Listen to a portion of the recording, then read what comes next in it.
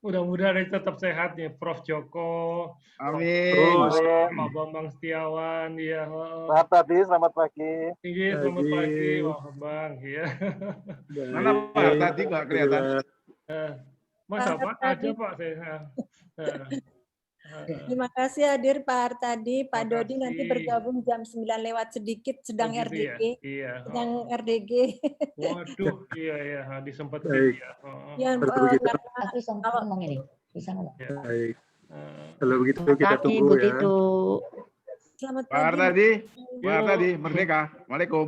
Waalaikumsalam. Selamat pagi, Pak Pak Joko, Hartadi. apa kabar? Selamat bergabung Pak Hartadi. Iya, terima kasih. Sehat semua Pak. Bakar. Insya Allah, alhamdulillah. Pak Bambang, selamat pagi.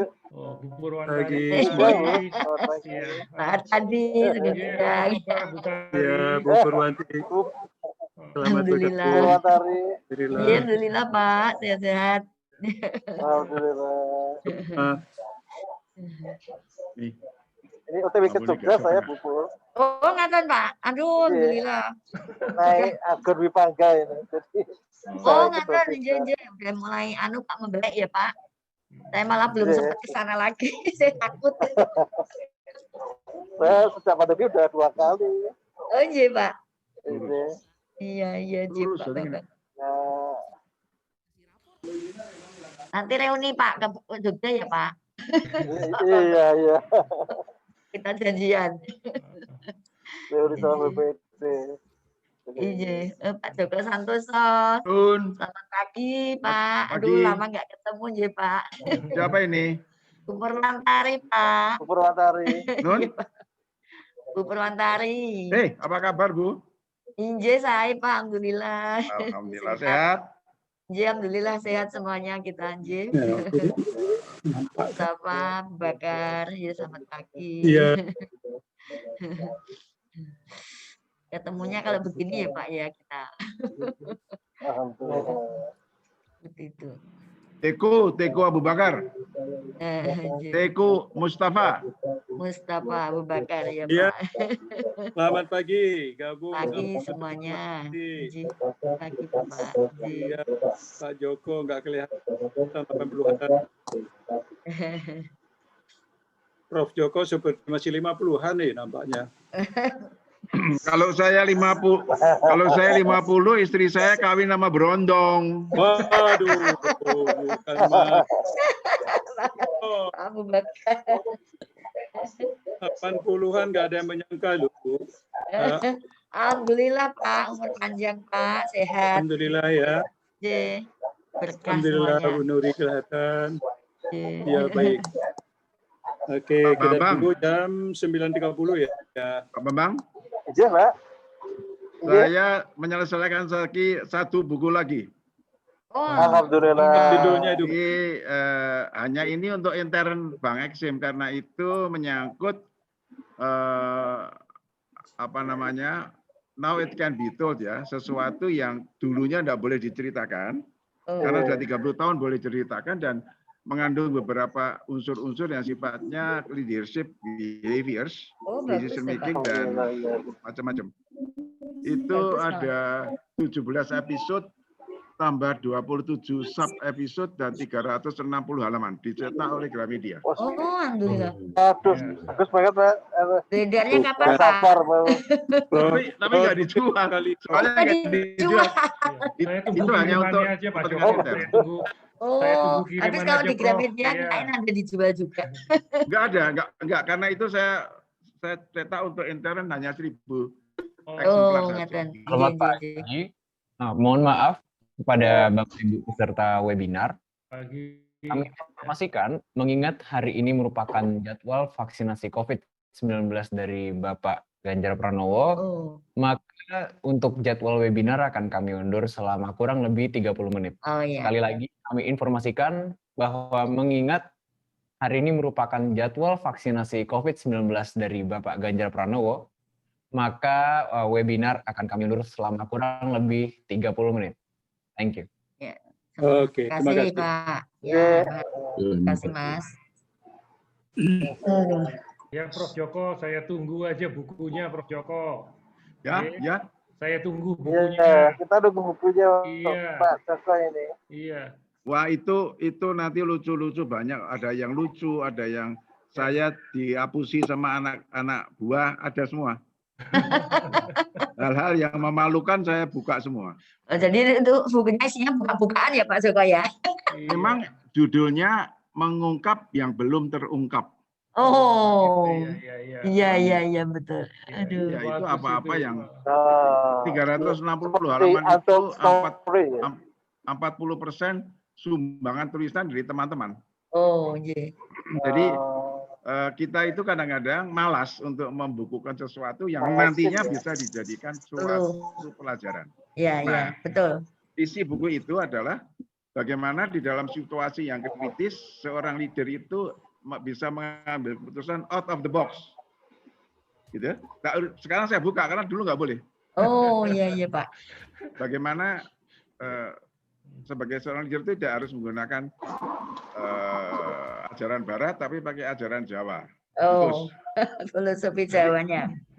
Saya keluarkan beberapa kiat memutus yang even di tempat saya alumnus MIT nggak ada, gitu loh. Jadi Oh, ini saya buka dalam bentuk suatu pembelajaran atas permintaan adik-adik junior. Jadi hanya 1000 Iya. dicetak. Gitu. hanya 1000 ya Tapi Pak ya. kalau sobat-sobat yang dekat sama saya boleh lah nanti saya kirimi. Nah, gitu.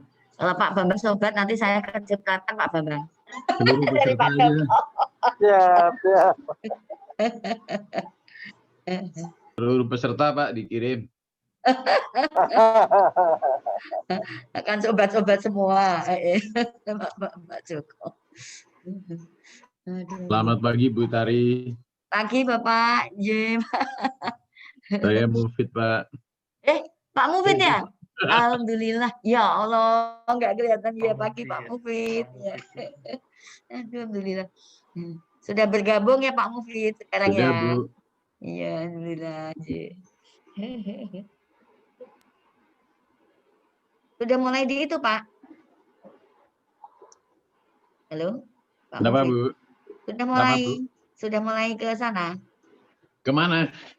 Kemarin yang tanya saya. Aku nek rumah sakit wedi Bu. Bukan ke itu yang belum. Kemang, belum ya? Belum nanya. Oh, nanti saya sama Pak Edi, saya lagi tanya Pak Edi. Nggih. Iya. Alhamdulillah, wis kita bisa ikut seminar sama-sama ya Pak. Ya Bu, terima kasih. Selamat pagi Bu. Alhamdulillah paling sehat. Amin. Selamat pagi Bu Pur, apa kabar? Selamat pagi Pak. Ye, baik Bapak. Ini Hotman Simbolon Bu. Pak, aduh Pak Hotman. Aduh, kangen saya sama Hotman ini. Aduh. Bu, saya juga Bu. Salam buat Bapak Bu. Alhamdulillah. Iya Pak Hotman. Salam hormat. Sehat-sehat ya Pak Hotman. Ya amin Bu. Sudah di sini ngantornya, nggak lagi di sana, nggak di luar. Enggak, udah di Indonesia. Oh, udah di Indonesia, alhamdulillah. Ya, syukur. Bentuk saja kadang-kadang keluar Bu. Tapi Iya. sekarang di rumah terus Bu. Iya betul Pak Hotman. Saya ini masih masih ikut berkarya kok ini. Iya. Alhamdulillah. Sedih ya kemarin teman kita satu hilang ya Pak Pungki ya Pak Hotman. betul. Aduh, betul. Padahal pagi-pagi saya masih WhatsApp-an dengan beliau. Iya Pak. Oh, Nah, sedih betul Ya, kemarin. kawan itu baik. anak muda. ya masih muda sekali ya Bu Tari ya. Inje masih 52 apa ya? 48,2. Inje. 42. Tahun 68 beliau. 48 ya Inje. Aduh ya Allah. Siapa Mas yang meninggal? Pak Pungki, Pak Pak. Pungki. Oh, Mas Pungki. Ya. Masih muda banget. Iya. Inje, Pak. Lebih muda dari anak saya Yoyo kok. Oh iya. Begitu. Assalamualaikum. Pagi begitu. Waalaikumsalam. Ya, alhamdulillah. Aduh, tambah cantik begitu. Oh, sami-sami Mbak. Yang penting sehat-sehat ya, Bu. Iya, itu yang penting sekarang. Yang penting sekarang terus. sehat-sehat. Ini nggak olahraga dong pagi-pagi dong, biasanya pagi-pagi udah olahraga ya. Mbak Lena, pagi Mbak Lena. Selamat pagi Mbak Tari. Iya Pak. Pagi Bu Titu, pagi Pak Joko. Pagi, Bu Lena. Bu Lena. Assalamualaikum. Kita ketemunya gini-gini aja ya. Iya, iya Bu. Udah kangen nih. Bu. Kangen ya Bu. Iya, Ketemu langsung tatap muka ini ya. iya. Beda ya, tetap enak tetap muka ya. Iya. Lebih Horas, seru Horas, soalnya. Bu Lena, Horas. Horas, Pak Joko. Badia dong, Pak. Badia, Bu. Badia. Sehat? Joko masih ini. Selamat pagi, Bu. Itu goedemorgen, Profesor. Dion. Goedemorgen, hoe gaat het met u, meneer? Goed, Oh, goed. Pak Irwan. Goed, hè? Alles goed, ya? Pagi, Pak Alles Irwan. goed, met u ook, ya? Bent u gezond? Ja, ik ben Bij gezond. elkaar? Goed Ja, zo. ja. Goed zo. Pak Irwan. Meneer De Jong, Profesor De Jong. Ja. Dr. Nuri. Niet vertalen. Pak Bambang, Ontbijten. Pak Bambang, goede reis. Waar tadi sampai pagi, Pak? Apa kabar Pak Irwan? Baik-baik. Iya, sehat Pak Irwan. Sehat. Iya. Dat iten bitterbalen. Keleletan.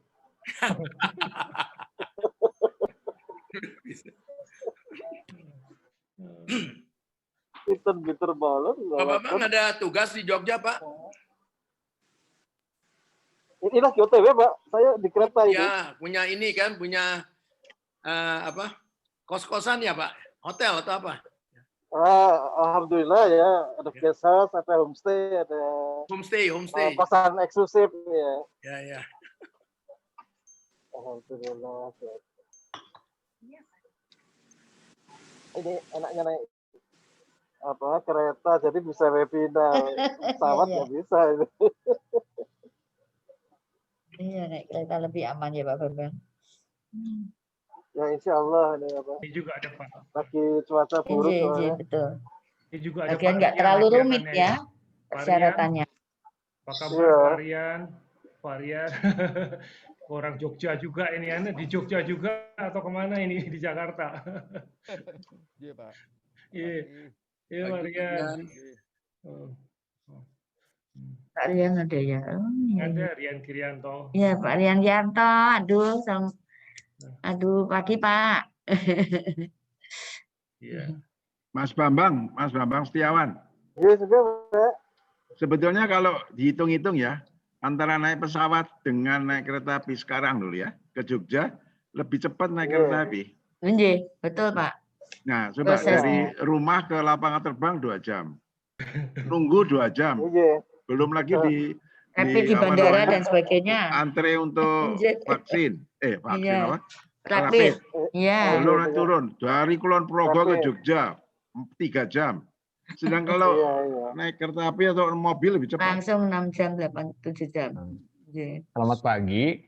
Kembali kami sampaikan bahwa mengingat hari ini merupakan jadwal vaksinasi Belum COVID-19 bisa ya. dari Bapak Ganjar Pranowo, maka webinar akan kami undur selama kurang lebih 30 menit. Ya. Sekali lagi kami informasikan mengingat hari ini merupakan jadwal vaksinasi COVID-19 Pak Ganjar Pranowo, maka jadwal webinar akan kami undur Undur selama ya. kurang lebih 30 menit. Terima kasih. Oh, diundur ya. Mbak Tari. Mbak Neng, aduh pagi. Dan Mbak Neng sehat terus ya. Aku baru selesai mandi. Olahraga ya. Makanya sih seger mukanya. Gimana, Berapa? Mbak Tari Sekarang sehat berapa ya? ribu? Hah? Alhamdulillah Mbak Neng. Iya. Berapa ribu kak? Langkah. Oh, hari ini ya pokoknya batasnya 10.000 lebih lah, hampir 11. Alhamdulillah sehat-sehat ya Mbak Neng ya. Iya. Penting. Kuning suaranya masih seperti dulu. Tuh, Mbak Neng suaranya seperti dulu. Iya, Dan siapa masih ya? awet muda seperti dulu Mbak Neng, Pak. Oke. Ya enggak tahu Bu, Mbak Tari udah Iyalah. baru 69. Baru 69 toh. Iya sih. Nanti tahun depan ya golongan 7 up wis. Masih tergolong yang kok. Oh iya toh. Iya. Aduh. Alhamdulillah ya. Tapi ini cuacanya mendukung. Suaranya masih Iya. seperti dulu. Oh nggih, matur nuwun Pak Bambang. Rupanya Pak Bambang kalau suara biar kita tua Aku suaranya tetap ya. dimarahin Bundung tadi BI. Onje toh. Yang seneng kalau diinget yang baik, anak sing diinget sing ngolo lah ngisin-sini. Oh iya. Oh, Buning baik sekali. Onje Sama kami di Buning, Sinten Butari ya, itu Pak? kan Oh iya. Sohibnya Pak Bambang kita, Mbak. arahan keren. Iya. Kerennya Pak Bambang. Mbak Ning Sekarang sedih sudah- ya. Adik kita meninggal itu, Kasih arahan Mbak. keren. Wah, alah, terus. Mbak, suka Sistematis. banget saiki. Sedih aku adik kita Tungki Tungki nom, ya Allah. Wis toh, minta ampun saiki sedih banget, Mbak. Setiap hari Mbak Tari perso Mas Suryo enggak ya, Dokter Suryo, tapi kakak kelas kita, dokter Iya, iya. dari Dokter UGM. Suryo. Heeh. Itu. Kenapa ya? Ya. Iya, padahal istrinya kan dokter Mbak Yanti itu teman saya. Dokter juga dia, iya. Iya, jen wingi seto.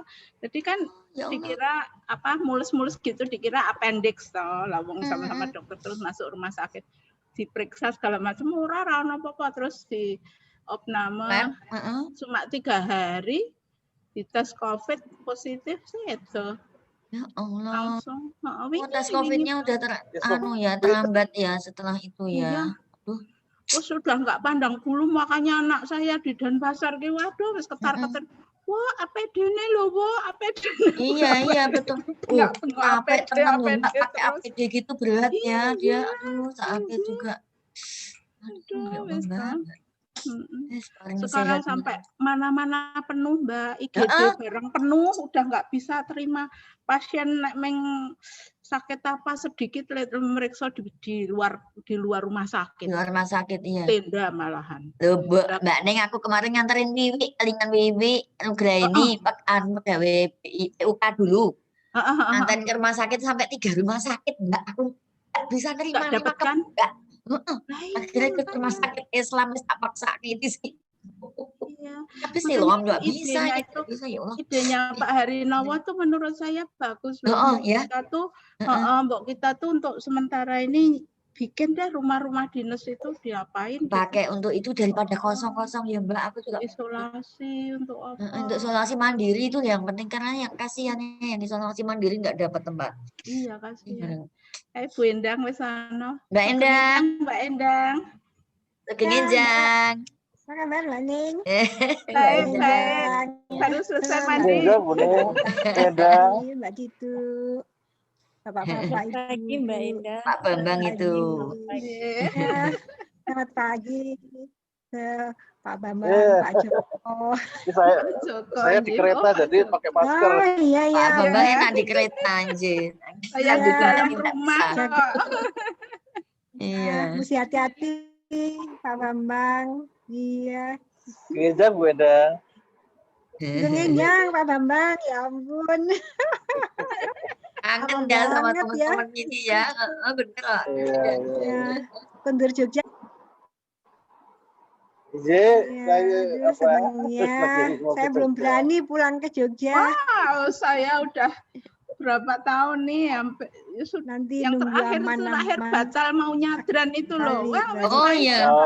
Raiso ya sudah. Lebih aman di kereta kok Mbak sekarang ini memang kok. Iya. Apa bawa mobil sendiri wis ngono wae. Iya. Ini tadi cuma tes antigen aja. Nggih, antigen aja kalau kita sudah ini kan ya. Alhamdulillah tadi negatif ya. Insyaallah. Mbak Lena. Iya, Pak. Alhamdulillah ya, Pak. Mbak Lena ya rawuh. Pak Bambang dulu seneng ya, Pak. Ya, sekarang udah nggak merah sekali kok ya, Pak ya. Jogja kan nggak di ini Pak Bambang di Jogja ya. Kalau Pak Bambang di Jogja ini dalam perjalanan itu. Dalam perjalanan. Oh, gitu. Naik kereta Argo Dwi Bangga. Oh. Seneng ya. Oh. Iya. Aman kita ya kalau pakai kereta. Laras, Pak, laras. Laras. Mbak Ning, Mbak Endang, apa kabar? Baik, Mbak Lena. Ayo, Mbak Lena, aku baru mandi. Alhamdulillah, Mbak. Kita Kita ketemunya kalau begini ya Mbak Ning. Aduh, Iya, ya, sama. Ketemunya kalau diundang Iya. putih itu. Yang itu udah putih itu, iya betul. Diundang Itu putih kayak itu, banget. saya suka diundang putih itu. Ini putih itu berjasa ini. Terima kasih Bu Tito diundang Iya, terus. bisa Oh, aku ya memperketemukan terima kita ya. Alhamdulillah. Kalau nggak karena Bu Tito kita nggak ketemu-temu loh. Iya, betul. Benar. Iya, benar. Paling tidak cuma ke BMC ya Mbak Lena. Iya. Aku ke BMC baru tahu, Mbak. Oh iya. Mbak Ya, Lena yang OJK rajin. kalau ngundang, kalau kerja kan Itu dari saya rumah tuh semua. Mbak Tari nyariin Iya. selalu itu. Oh iya. Ya, monggo Mbak Lena kapan nanti dikirim ke rumah aja Iya, kalau iya, gitu. kapan ya nomor. J. Soalnya belum lama saya jadi mungkin masih bulan depan lagi. Oh iya, J.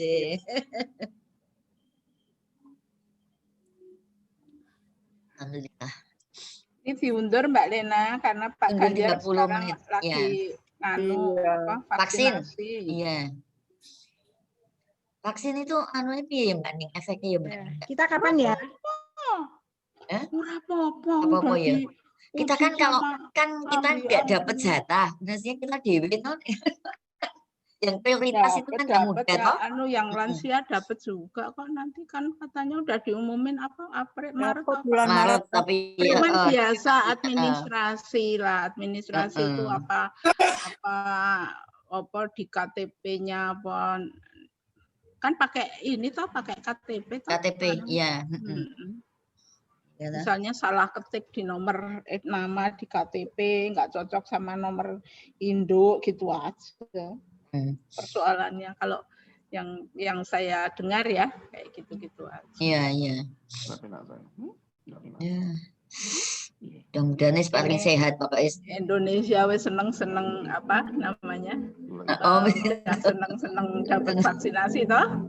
Malah Amerika rame pagi. Iya, iya. Aduh. Nggak ngerti deh. Penting nyenengke kita sendiri, baik. Iya. Aman sih itu Mbak Ning kita. Aman sih kita, yang penting sehat gitu wae. Iya. Nah itu Mbak Tito. Mbak Ning belum ketemu begitu tadi. Pak Dodi, assalamualaikum. Ya Pak Dodi. Waduh. Aduh senang ya Pak Dodi. Alhamdulillah bisa ketemu Pak Dodi. Laporan ini Mas Dodi. Lapangan Blok S ditutup. Oh gitu. Oh biasanya ketemu di lapangan Blok S. Aku jalan paginya Pemilik Jalan sekarang Suryo. ruci beber. Mbak Purwantari, pagi. Ya Pak Dodi, alhamdulillah sehat-sehat Pak Dodi. Alhamdulillah, Mbak Lena, selamat pagi. Iya, Pak Dodi. Pak Joko, selamat pagi. Apa kabar Mas Dodi? Selamat pagi Pak Dodi. Iya, selamat pagi. Pak Hartadi, selamat pagi Pak Tadi. Mana ada Pak Hartadi? Ada Pak Hartadi ya. Ada Pak Hartadi tadi kok. Aku belum lihat. Oh Iya, lagi anu sebentar. Ada kok. Udah lihat saya Pak Hartadi. Selamat pagi Pak. Selamat pagi. Selamat Sekali pagi, lagi Pak kami Hartadi. informasikan bahwa webinar akan kami undur sampai menunggu 19. konfirmasi dari Oh. staf Pak Ganjar Pranowo. Mengingat bahwa hari ini merupakan vaksinasi COVID-19 beliau. Oke. Dari itu jadwal webinar sekali lagi kami informasikan bahwa akan menunggu konfirmasi dari staf Pak Ganjar Pranowo. Ganjar. Ya. Ya, makasih Mas. Ye. Nuhun. Malah ngobrol dulu. Malah iso ketemu ngobrol ini. Ini nggak bisa. Pak Dodi kapan Ya, vaksinasi Pak Pak Mufid Dodi? tuh, Pak Mufid. Apa kabar Pak Mufid? Ya ada Pak Mufid tadi. Halo Mbak, sorry. Baik.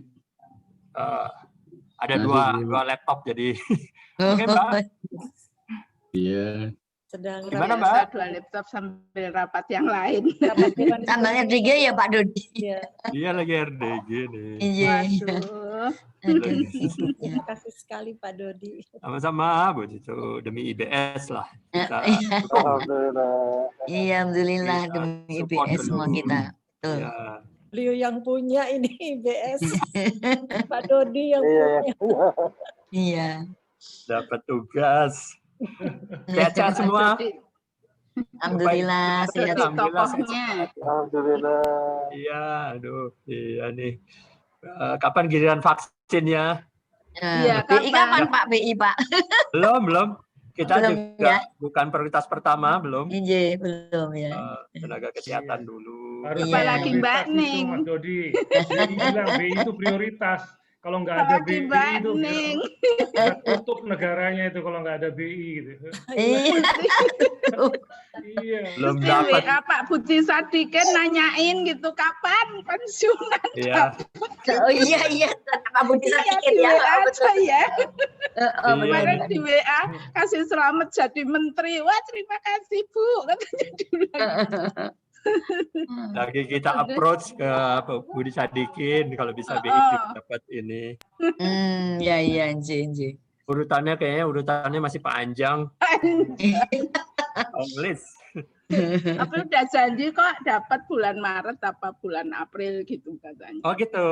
Yang untuk lansia kan kemarin rasanya udah Diumumkan announce kemarin begitu. sih. Iya. Ya. Lansia Mudah-mudahan. Yang lebih prioritas yang produktif Mbak Ning.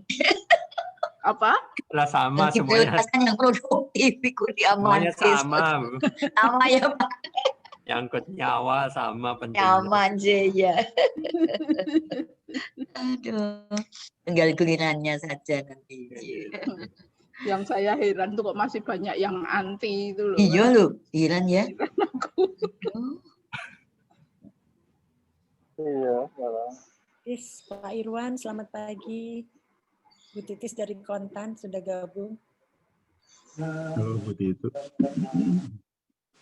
Ada yang bagus nggak investasi apa sekarang? Ya, Taskia. Saya lihat Ini semua bapak-bapak, ibu-ibu. Titis, Mbak Titis. Ya, Ibu. Pagi. Waalaikumsalam, Ibu. Amin. Pagi, Mbak Titis.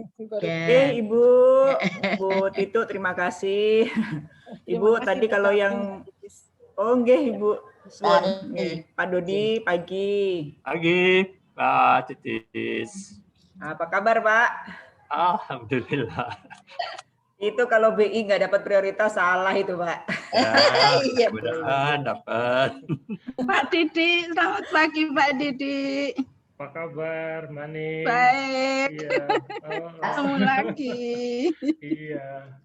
Kalau kita nunggu aja Mbak Ning yang umurnya 60 ke atas katanya baru nggak tahu bulan Maret atau tahun depan. Iya. Kali. Iya. Enggak Maret April Pak Budi Sadikin udah janji kok. Iya.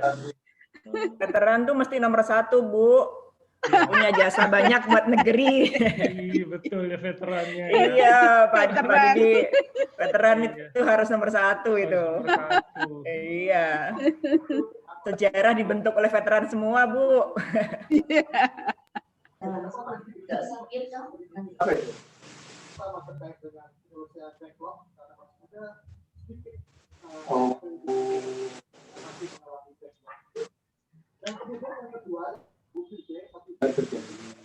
Jadi bukan berarti hasil tetap nanti.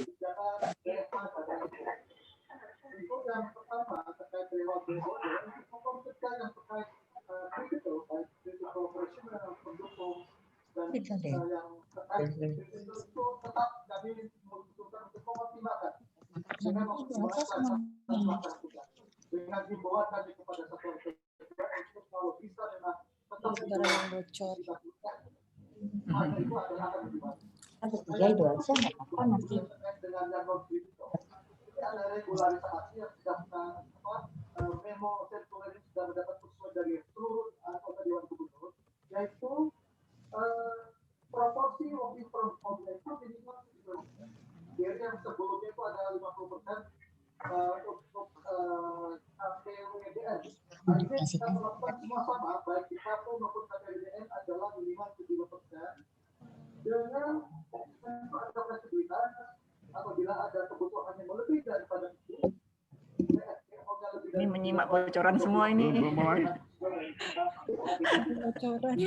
Menyimak bocoran ini. Aku gini tunggu nang kono. Kok ngendi kowe? Kemoro di bangku. Kok? Ibu kok. Kok dari ibu. Hah? Burung. Anjay suntik. Ya kok ya, dari ibu kok.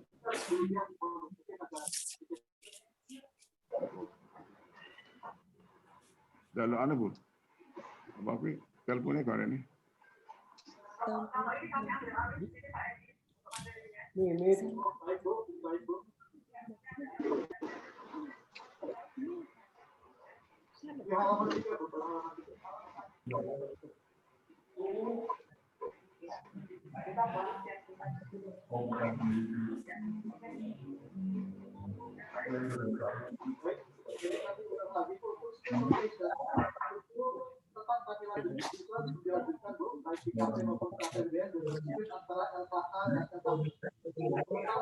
Salam Mas, Ujang temu di Mas.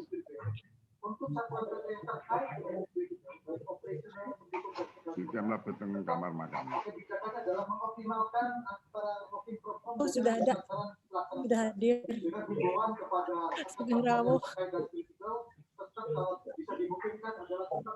Sugeng rawuh Pak Ganjar, sugeng rawuh Pak Gubernur. Sudah rawuh. Selamat pagi Pak Gubernur.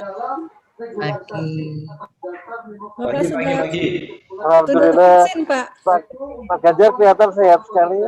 Habis divaksin. Waduh, gimana Pak? Lebih fresh divaksin deh Pak. Enggak, divaksin uang kayak dicopot semut. Selamat Pak Gubernur. Selamat Pak. Pak Ganjar. Pak Dodi, selamat pagi Pak Gubernur. Waduh, tampilannya ganteng, beda. semakin ganteng. Enggak, ini Tampilan habis divaksin lain ya. hari Kamis di Jawa Tengah pakai baju adat. Oh iya Pak, betul ya. Sama ya, Bali. Baju adat, kemis. Bali juga ya. Undangan dan partisipan yang telah hadir. Mohon izin bahwa acara akan segera kami mulai. Silakan. Bahwa host akan menonaktifkan mikrofon selama acara berlangsung, dan kami himbau kepada para partisipan untuk tetap menonaktifkannya agar kualitas audio selama sesi berlangsung dapat terjaga dengan baik. Ya. Adapun pertanyaan-pertanyaan terkait bisa disampaikan melalui fitur Q&A yang ada di bawah. Atas perhatiannya kami ucapkan terima kasih. Ya. Nyanyikan bersama lagu kebangsaan Indonesia Raya. Hadirin dimohon berdiri.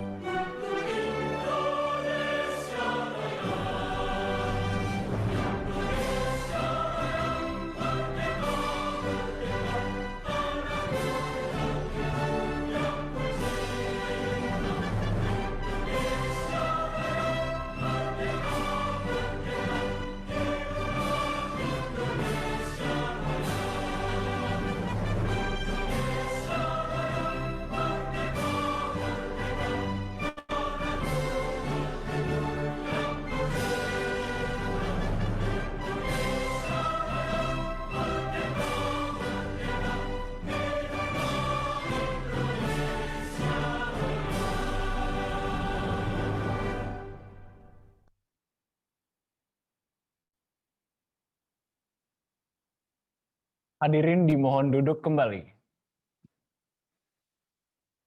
Assalamualaikum warahmatullahi wabarakatuh. Waalaikumsalam. Selamat pagi dan salam sejahtera bagi kita semua. Pagi-pagi begini enaknya pantun dulu kali ya, biar kita semangat semua. Pergi naik kereta ke Pekalongan. Bareng Pak Ganjar emang mantap betul. Selamat datang peserta dan tamu undangan dalam webinar Indonesia Banking School. Yang terhormat, Bapak Dodi Budi Waluyo, SE MBA, Deputi Gubernur Bank Indonesia. Yang terhormat, Bapak Ganjar Pranowo, SHMIP, Gubernur Provinsi Jawa Tengah. Yang terhormat, Ibu Dr. Kusumaning Tuti Sandri Harmi Sutiono, SHLLM, Ketua Indonesia Banking School. Dan yang kami hormati, Bapak Dr. Antio Pracoyo, MSI, sebagai moderator pada hari ini. Yang kami hormati para senior dan pimpinan Bank Indonesia, Otoritas Jasa Keuangan, Lembaga Penjamin Simpanan, Bursa Efek Indonesia, Ikatan Sarjana Ekonomi Indonesia, Lembaga Pembiayaan Ekspor Indonesia, Yayasan Pengembangan Perbankan Indonesia, dan Lembaga Pengembangan Perbankan Indonesia.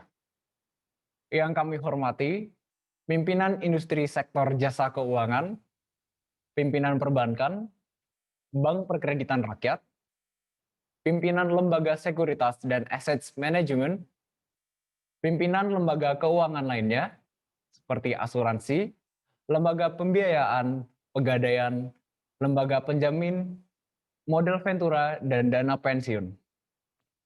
Yang kami hormati, pimpinan industri jasa lainnya, perusahaan pimpinan asosiasi fintech, pimpinan asosiasi pendanaan fintech, kantor akuntan publik, dan para pelaku teknologi digital. Yang kami hormati, mahasiswa dan dosen Indonesia Banking School, serta mahasiswa dan dosen dari perguruan tinggi di seluruh Indonesia yang menyempatkan hadir pada pagi ini. Perkenalkan, saya Satria Sabto Senawijaya, mahasiswa manajemen 2018 Indonesia Banking School. Sebelumnya, izinkan saya membacakan rangkaian acara pada hari ini. 1. Pembukaan. 2. Menyanyikan lagu Indonesia Raya. 3. Doa. 4. Foto bersama. 5. Welcoming notes Ketua Indonesia Banking School. 6. Opening remarks Deputi Gubernur Bank Indonesia. 7. Pemaparan materi oleh pembicara dilanjutkan dengan tanya jawab. 8. Penyerahan plakat. 9. Penutup. Pada webinar nasional pagi ini dengan total partisipan 558, terdiri dari 61 perguruan tinggi dari seluruh Indonesia dan 47 instansi terkait dari keseluruhan pendaftar. Dengan ini saya akan menyapa beberapa perguruan tinggi dari Sabang sampai Merauke yang sudah hadir. Universitas Gadjah Mada Yogyakarta, Universitas Semarang, Institut Agama Islam Negeri Padang, Bengkulu, Universitas Bengkulu, Universitas Lampung, Universitas Indonesia, Universitas Jayabaya, Sekolah Tinggi Perpajakan Indonesia, Universitas Jember, Institut Teknologi Aditama Surabaya, Universitas Samratulangi Manado, Universitas Palangkaraya, Universitas Kelabat, Sulawesi Utara, Universitas Nusa Cendana, Nusa Tenggara Timur, Universitas Borneo Tarakan, Universitas Otto Geisler Papua, dan perguruan tinggi lainnya yang tidak dapat kami sebutkan satu persatu. Pertama-tama, marilah kita panjatkan puji syukur kepada Tuhan Yang Maha Esa yang telah memberikan rahmat, taufik, dan hidayahnya kepada kita semua, sehingga kita dapat mengikuti acara webinar nasional pada hari ini dengan tema Potensi UMKM di Provinsi Jawa Tengah dalam rangka pemulihan ekonomi 2021. Hari ini, Kamis, 14 Januari 2021, oleh Indonesia Banking School, the best business and digital finance higher education in Indonesia. Bapak Ibu peserta yang kami hormati, agar acara ini dapat berjalan dengan lancar, marilah kita berdoa yang akan dipimpin oleh Bapak Ustadz Zulfizon SAG MA. Dengan hormat kami silakan. Bismillahirrahmanirrahim. Assalamualaikum warahmatullahi wabarakatuh. Bapak dan Ibu sekalian, di pagi yang cerah ini, sebelum memulai acara, mari kita sama-sama bermunajah, menadahkan tangan dan berdoa kepada Allah Subhanahu wa taala agar acara ini berjalan lancar, kita semua mendapatkan ilmu yang bermanfaat dari acara ini, dan tentunya kita tetap dijaga dan dilindungi oleh Allah di musim pandemi ini sebelum nanti kita mendapatkan giliran untuk divaksinasi. Kami akan memimpin doa ini dengan cara Islam. Bapak dan Ibu yang beragama lain dimohon untuk menyesuaikan. A'udzubillahi minasyaitonirrajim. Bismillahirrahmanirrahim. Alhamdulillahirabbil alamin wal 'aqibatu lil muttaqin wassalatu wassalamu ala asrafil anbiya wal mursalin wa ala alihi wa sahbihi rasulillahi ajma'in. Allahumma ya Allah, pemelihara dan penguasa alam semesta. Dalam acara webinar STI IBS ini, syukur alhamdulillah kami ucapkan atas segala nikmat yang senantiasa Engkau curahkan kepada kami. Matahari yang masih bersinar cerah. Semoga Engkau berkenan untuk selalu melindungi kami dan segenap jiwa di tanah tumpah darah ini untuk selalu terhindar dari COVID-19. Karuniakan kepada kami jalinan silaturahim yang kokoh, pelihara dan lindungi kami dari semua kemaksiatan dan keburukan. Ya Allah, Ya Ghafur, Ya Rahim. Di hari yang penuh berkah ini, keluarga besar STI Indonesia Banking School mengadakan webinar kuliah umum yang disampaikan oleh Bapak Ganjar Pranowo, Gubernur Jawa Tengah. Penghargaan kami berikan kepada Bapak Gubernur yang telah berkenan berbagi ilmu dan pencerahan pada pagi ini. Semoga Allah, Tuhan Yang Maha Esa, selalu berkenan melindungi beliau dalam melaksanakan tugasnya menjalankan roda pemerintahan di Provinsi Jawa Tengah. Dan semoga Allah selalu mengampuni kekurangan dan kekhilafannya. Ya Allah, Ya Arhamar Rahimin, berikan kepada kami petunjuk dan bimbingan-Mu agar kami yang bernaung di bawah STI IBS ini memiliki kepribadian yang istiqomah, disiplin dan berintegritas yang mulia dalam mengabdi kepada STI IBS ini untuk mewujudkan insan perbankan yang unggul untuk Indonesia maju. Rabbana atina fid dunya hasanah wa fil akhirati hasanah wa qina adzabannar. Walhamdulillahi rabbil alamin. Wassalamualaikum warahmatullahi wabarakatuh.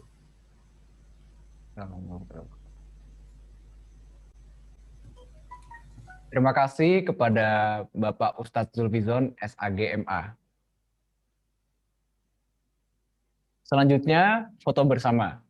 Untuk para panelis, tamu undangan dan para partisipan agar dapat menyalakan kameranya untuk dokumentasi webinar pada pagi ini. Saya akan memandu dalam hitungan ketiga. 1, 2, 3. Sekali lagi. 1, 2, 3. Terima kasih. Fotonya kecil-kecil ya? Bapak Ibu peserta yang kami hormati, selanjutnya mari kita dengarkan welcoming notes dari Ibu Dr. Kusumaning Tuti Sandri Harmis Sutiono, SHLLM, Ketua Indonesia Banking School. Dengan hormat, Ibu, kami silakan.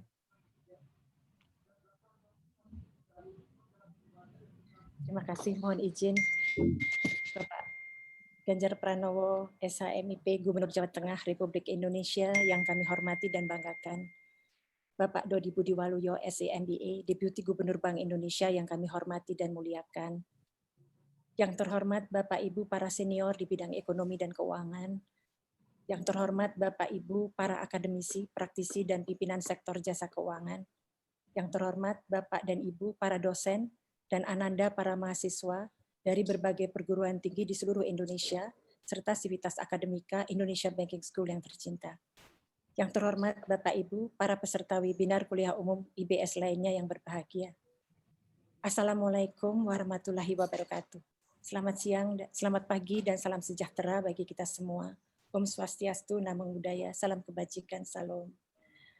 Puji syukur kami panjatkan kehadirat Allah Subhanahu wa Ta'ala, karena atas rahmat dan karunia-Nya lah kita semua dapat bertemu secara virtual pagi ini dalam acara webinar nasional kuliah umum Indonesia Banking School yang pertama di tahun 2021 yang akan disampaikan oleh Bapak Ganjar Pranowo SHMIP, Gubernur Jawa Tengah Republik Indonesia, dengan tema Potensi UMKM di Wilayah Jawa Tengah dalam rangka pemulihan ekonomi tahun 2021.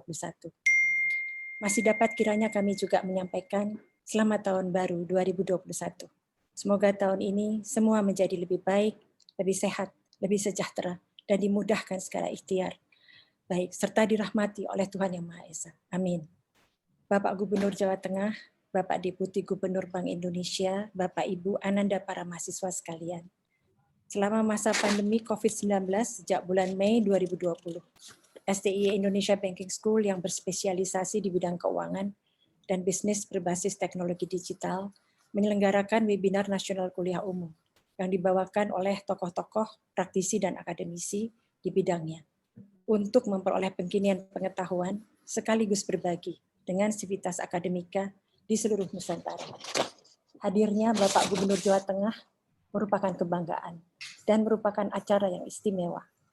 Selain akan mendapatkan gambaran langsung bagaimana potensi UMKM di wilayah Jawa Tengah dalam rangka pemulihan ekonomi tahun 2021, juga khususnya para mahasiswa sebagai calon-calon generasi penerus dapat memperoleh insight tentang pentingnya soft skill dan hard kompetensi dalam mengemban amanah memajukan perekonomian dan kesejahteraan masyarakat di daerah. Terima kasih Bapak Gubernur atas kesediaannya meluangkan waktu yang berharga untuk bersilaturahmi dengan kami. Kami juga menyampaikan terima kasih kepada Bapak Deputi Gubernur Bank Indonesia yang telah berkenan untuk sebentar lagi memberikan opening remarks di tengah-tengah kesibukannya yang pada saat ini sedang berlangsung rapat Dewan Gubernur Bank Indonesia pada acara webinar nasional kuliah umum pagi ini. Forum yang sebagian besar dihadiri oleh mahasiswa dan dosen dari IBS dan berbagai perguruan tinggi lain di tanah air ini juga selalu dihadiri oleh tamu undangan, para senior di bidang ekonomi dan keuangan, para akademisi, praktisi, pimpinan sektor jasa keuangan, dan industri jasa lainnya. Karena minat, dukungan yang berkesinambungan, serta dedikasinya yang tinggi terhadap dunia pendidikan. Untuk itu kami menyampaikan rasa syukur dan hormat kami. Bapak Gubernur Jawa Tengah, Bapak Deputi Gubernur Bank Indonesia, hadirin yang saya hormati, semoga kegiatan ini membawa manfaat bagi kita semua. Semoga Allah Subhanahu wa Ta'ala senantiasa memberikan rahmat-Nya. Demikian, terima kasih. Wassalamualaikum warahmatullahi wabarakatuh. Terima kasih kepada Ibu Dr. Kusmaning Tuti Sandri Harmi Sutiono. Bapak Ibu peserta yang kami hormati, mari kita dengarkan opening remarks oleh Bapak Dodi Budi Waluyo, SE MBA. Sebelumnya, saya akan membacakan CV beliau.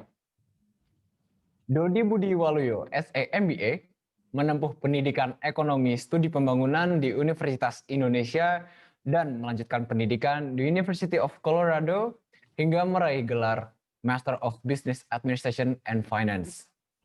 Mengawali karirnya sebagai staf Departemen Sumber Daya Manusia pada tahun 1988 hingga saat ini, beliau menjabat sebagai Deputi Gubernur Bank Indonesia. Selain itu juga, beliau aktif sebagai pembicara baik dalam forum nasional maupun internasional di bidang moneter, makroprudensial, maupun di bidang perencanaan strategis dan transformasi. Saat ini beliau memimpin program transformasi di Bank Indonesia menuju BI 2024. Kepada Bapak Dodi Budi Waluyo, SE MBA, dengan hormat kami silakan. Terima kasih. Yang kami hormati, pertama tentunya yang terhormat mulia Bapak Ganjar Pranowo, Gubernur Provinsi Jawa Tengah. Selamat pagi Bapak. Yang kedua adalah tentunya Ibu Dr. Kusmaningtuti, Ketua Indonesian Banking School, IBS. Selamat pagi. Rekan-rekan, Bapak Ibu yang kami hormati, jajaran pimpinan, pengajar di IBS, termasuk adik-adik, mahasiswa-mahasiswi, kemudian juga moderator pagi ini, Pak Anton Pracoyo. Selamat pagi, Pak. Dan tentunya sebagian besar hadirin yang tidak bisa saya sebutkan namanya satu persatu, peserta webinar nasional yang berbahagia. Assalamualaikum warahmatullahi wabarakatuh. Selamat pagi dan salam sejahtera untuk kita semua. Bapak Ibu semua, tentunya pertama-tama kita panjatkan puji syukur kehadirat Allah SWT, Tuhan Yang Maha Kuasa, atas perkenannya kita semua dapat berkumpul bertemu pada pagi hari ini melalui virtual dalam bentuk webinar nasional Indonesian Banking School dalam keadaan sehat walafiat. Semoga tentunya karunia kesehatan, aset yang paling berharga pada kondisi pandemi saat ini akan selalu bersama dengan kita semua, bersama dengan Bapak Ibu semua, hadirin sekalian, dalam menyambut tahun 2021. Semoga tahun ini tahun yang penuh berkah dan harapan untuk kita menjadi lebih baik dari tahun-tahun sebelumnya. Amin, amin, ya rabbal alamin. Kami juga sekali lagi mengucapkan selamat ke Pak Gubernur, Pak Ganjar Pranowo, di tengah kesibukan Bapak bisa hadir untuk langsung menjadi pembicara tunggal, memberikan kuliah umum di forum IBS yang sangat-sangat berharga. Bapak akan sharing pengalaman, tentunya juga bagaimana langkah-langkah yang leadership dari Pak Ganjar dalam mendorong pemulihan ekonomi di daerah Provinsi Jawa Tengah, secara khusus termasuk terkait dengan pengembangan UMKM. Yang kedua tentunya kita juga menyampaikan terima kasih kepada Bu Titu. Bu Titu, saya rasa kegiatan webinar seminar nasional ini sering dilakukan oleh IBS. Topik-topiknya cukup teraktual, yang terkini, dan ini saya yakin akan menambah khasanah pengetahuan tidak saja bagi pengajar tapi juga para mahasiswa yang mengikuti. Pandemi tidak hanya mengurangi semangat, saya harus katakan itu. Bapak Ibu tentunya terus akan mengkaji perkembangan terkini di dunia ekonomi, baik secara domestik maupun secara global, dan tentunya ini akan sangat bagus, sangat baik, positif bagi iklim pembelajaran di IBS dan juga kemajuan lembaga ini secara umumnya. Kami doakan IBS semakin maju, Putitu dan teman-teman semua di tahun 2021 ini, sebagaimana rencana besar IBS untuk semakin meningkatkan kelasnya dari waktu ke waktu. Bapak Ibu semua, terima kasih mendapat kesempatan kali ini memberikan opening remarks. Paling tidak ada 3 hal yang bisa kami sampaikan di dalam forum ini.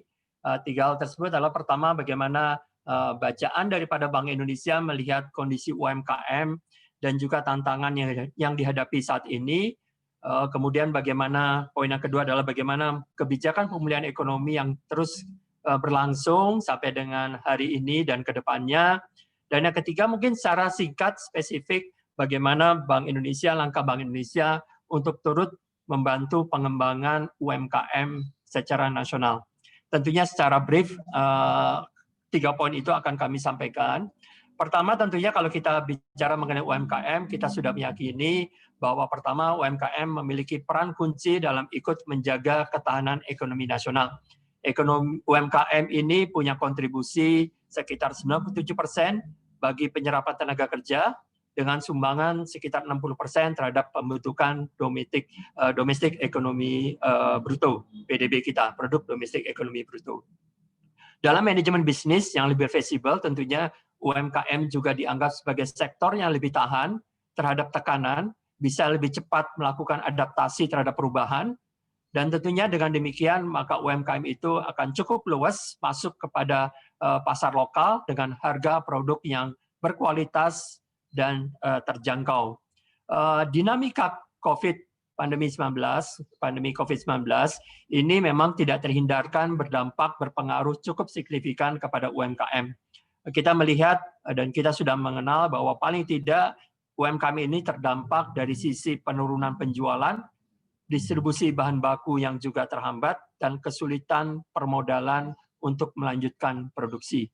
Keadaan ini kemudian ditambah lagi dengan bagaimana tantangannya semakin berat dengan jumlah kasus pandemi yang terkonfirmasi itu semakin meningkat. Ini akan mengurangkan juga dari sisi mobilitas masyarakat untuk berpergian keluar dan juga berkonsumsi. Dengan demikian tentunya akan berdampak kepada semua sektor ekonomi kita, termasuk dalam ini adalah UMKM. UMKM tentunya juga dihadapkan pada realita yang saat ini muncul, yaitu adalah munculnya kebiasaan masyarakat yang juga berbeda dari sisi berbelanja produk, di mana sekarang lebih banyak menggunakan secara daring. Dan ini tentunya akan berpengaruh besar kepada bagaimana adaptasi dari UMKM ke depannya. McKinsey mengeluarkan laporan di tahun lalu mengatakan bahwa sekitar 92% konsumen ini sekarang mencoba untuk berbelanja secara digital. Dan 37% diantaranya mengalami penurunan loyalitas terhadap suatu brand tertentu. Ini kondisi yang tentunya bisa disikapi oleh UMKM dengan dua sisi. Pertama adalah secara positif ini sebagai suatu peluang. UMKM bisa mengisi gap yang muncul dari sisi konsumen yang beralih dari sisi habitnya untuk masuk kepada produk-produk lain di luar brand-brand tertentu. Ini sudah dirasakan, namun demikian juga tantangannya adalah bagaimana bagi UMKM tadi memiliki strategi yang tepat untuk mampu bersaing dengan karakteristik pasar yang bisa berbeda dengan sebelumnya. Dan ini semua tentunya tantangan yang tidak mudah bagi UMKM secara tentunya tadi kompetisi, secara kualitas, dan juga pada akhirnya adalah secara harga yang terjangkau. Bapak Ibu semua, kami melihat tantangan bagi UMKM ini tidak mudah di tahun ini. Bank Indonesia punya sekitar mendekati 1.000 binaan UMKM secara nasional, dan bisa dikatakan dari sisi jumlahnya hampir sebagian besar terdampak, sekitar 70% terdampak dari COVID. Jadi ini suatu bukti bahwa memang UMKM secara nasional mengalami tantangan yang besar di tahun ini. Oleh karena itu, di dalam poin yang kedua mengenai kebijakan pemulihan nasional, memang kita sudah mengetahui dan kita sudah membaca, mendengar bagaimana pemerintah telah melakukan upaya langkah kebijakan yang sifatnya all out, mengantisipasi dampak negatif lanjutan dari pandemi ini. Situasinya serba dilematis, pembuat kebijakan ekonomi tentunya perlu bertindak cepat dengan memperhitungkan segala risiko yang ada agar tekanan di jangka panjang bagi perekonomian itu bisa semakin teratasi. Dengan pertimbangan tersebut tentunya kita juga melihat ini merupakan latar belakang landasan bagi pelaksanaan stimulus kebijakan yang dilakukan oleh pemerintah secara masif dan terukur melalui Program Pemulihan Ekonomi Nasional atau PEN. Terkait UMKM, banyak hal yang juga telah dilakukan oleh pemerintah melalui program PEN. Saya hanya sedikit saja menyampaikan di sini bagaimana pemerintah memberikan subsidi bunga bagi kelompok pelaku usaha ultramikro, mikro kecil, dan menengah yang terdampak oleh pandemi, dan juga melakukan restrukturisasi kredit pada perbankan serta perusahaan pembiayaan lainnya. Pemerintah juga menempatkan sejumlah dana pada bank peserta untuk dukungan likuiditas dalam restrukturisasi kredit pembiayaan dan juga tambahan kredit pembiayaan modal kerja baru kepada UMKM dan koperasi. Kita bersyukur pada akhir tahun 2020 datanya menunjukkan bahwa kurang lebih sekitar 70% dana anggaran untuk terkait restru untuk UMKM itu telah diabsorpsi. Total pagunya sekitar 123,46 triliun, telah diserap kurang lebih sekitar 87 triliun dari sisi penggunaan untuk restru di sisi UMKM. Mudah-mudahan tentunya dana sisanya akan di carry over di tahun 2021 ini. Bapak Ibu semua, proses pemulihan di sektor UMKM ini belum selesai. Tantangan di tahun 2021 juga bisa dikatakan tidak lebih ringan daripada 2020.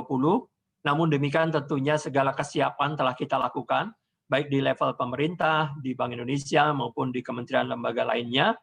Paling tidak ada tiga hal lesson learned yang bisa kita amati dari sisi pemulihan ekonomi selama 2020 yang lalu, yaitu pertama adalah momentum pemulihan ekonomi nasional perlu terus kita dorong dengan satu syarat, sinergi dan membangun optimisme.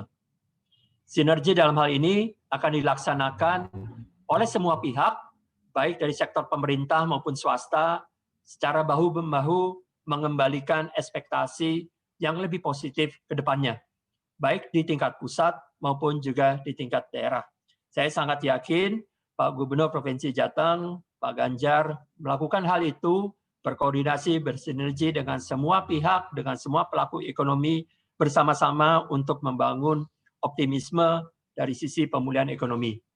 Yang kedua adalah pentingnya pembukaan secara bertahap sektor-sektor ekonomi yang kita yakini memiliki nilai tambah yang besar terhadap pertumbuhan ekonomi dan juga relatif aman terhadap pandemi.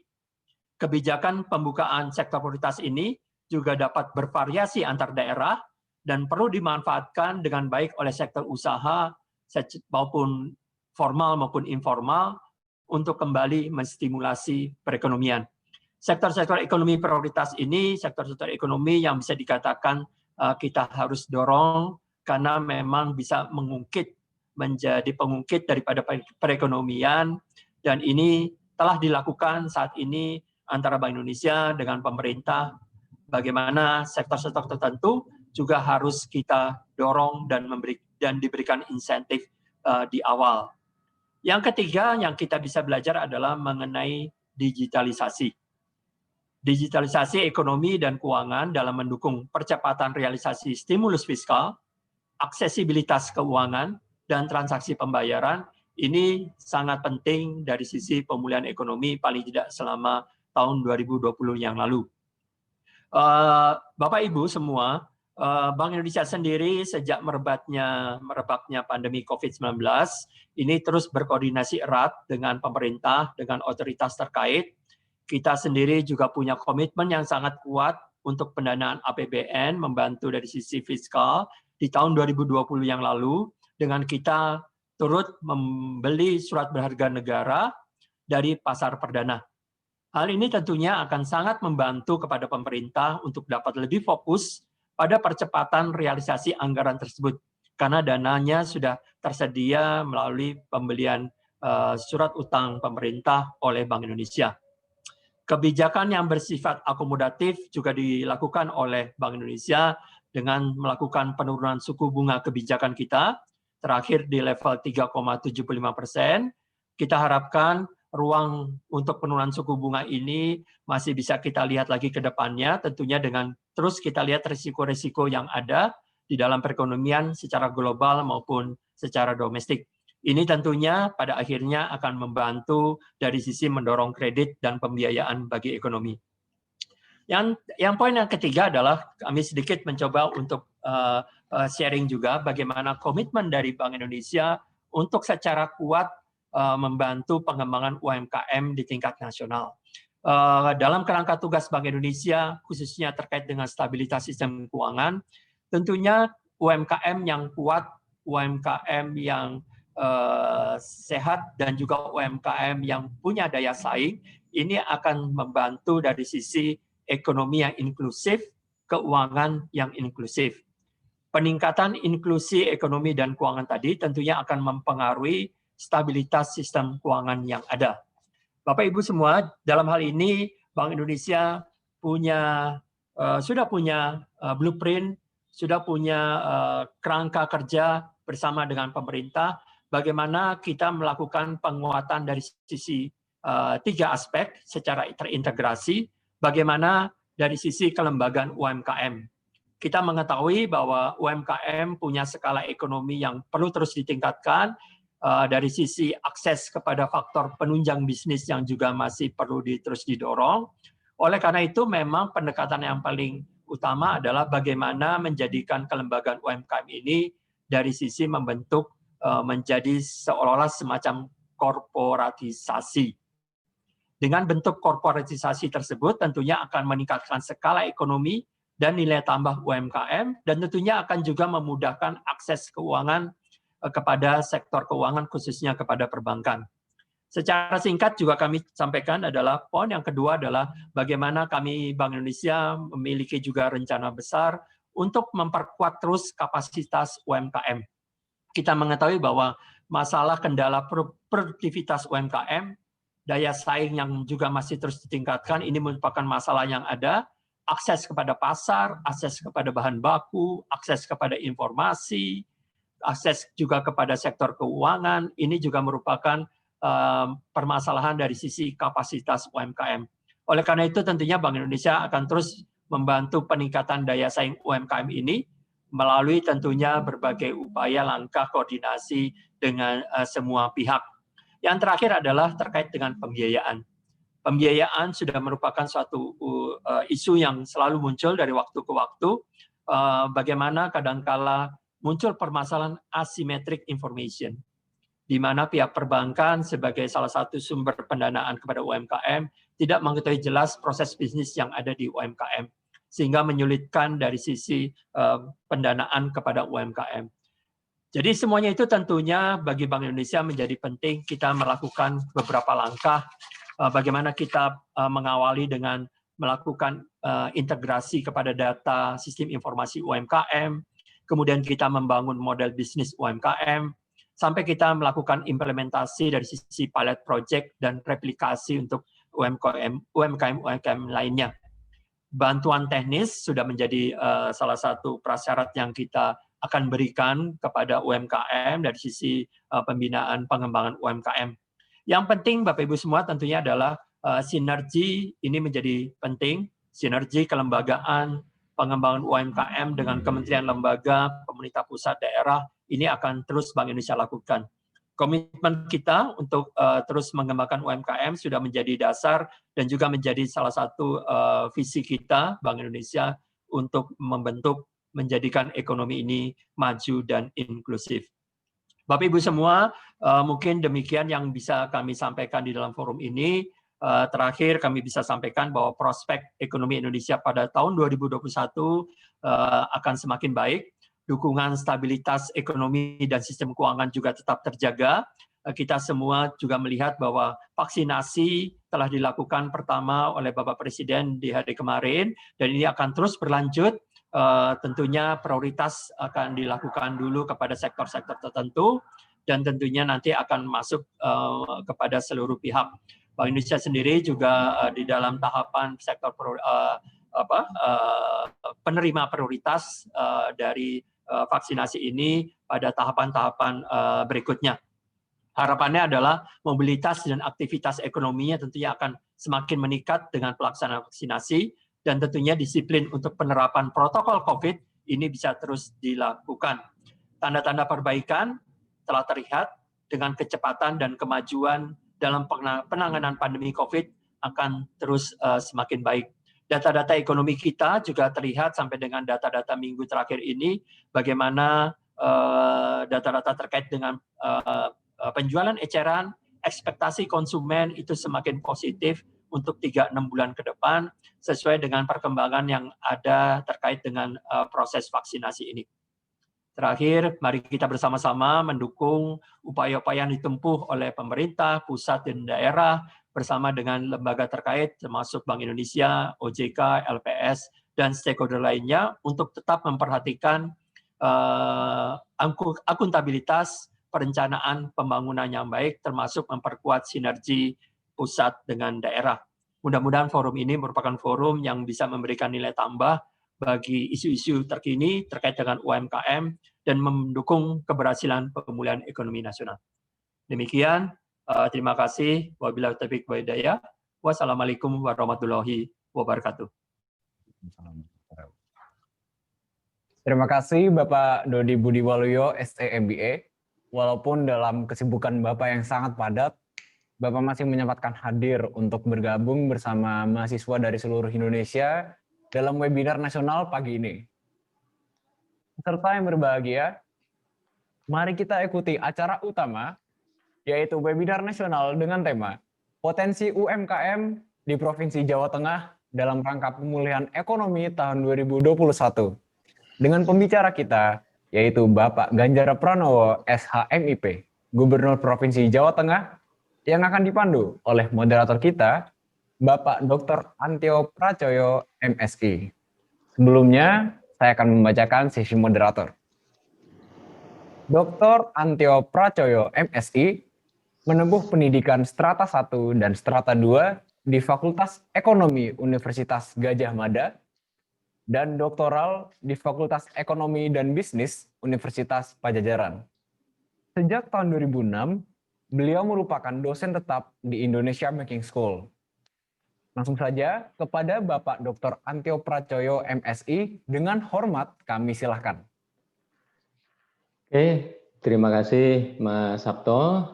Assalamualaikum warahmatullahi wabarakatuh. Salam sejahtera bagi kita semua. Semoga alhamdulillah kita bisa, insya Allah, dan alhamdulillah semoga kita dalam kondisi keadaan sehat. Terima kasih juga kepada Pak Dodi yang tadi sudah menjelaskan sangat lengkap apa upaya yang dilakukan pada saat ini dengan kondisi pandemi COVID yang tidak terduga. Nah, hari ini ada sambungannya, itu adalah apa yang akan disampaikan oleh Pak Ganjar Pranowo. Karena kebetulan kalau masa-masa dulu itu kadang-kadang saya masih kadang-kadang ketemunya di gelanggang itu dengan Mas Ganjar itu di gelanggang mahasiswa UGM, karena dulu kan UGM belum punya masjid, jadi kadang-kadang kalau itu ketemu bisa di sana.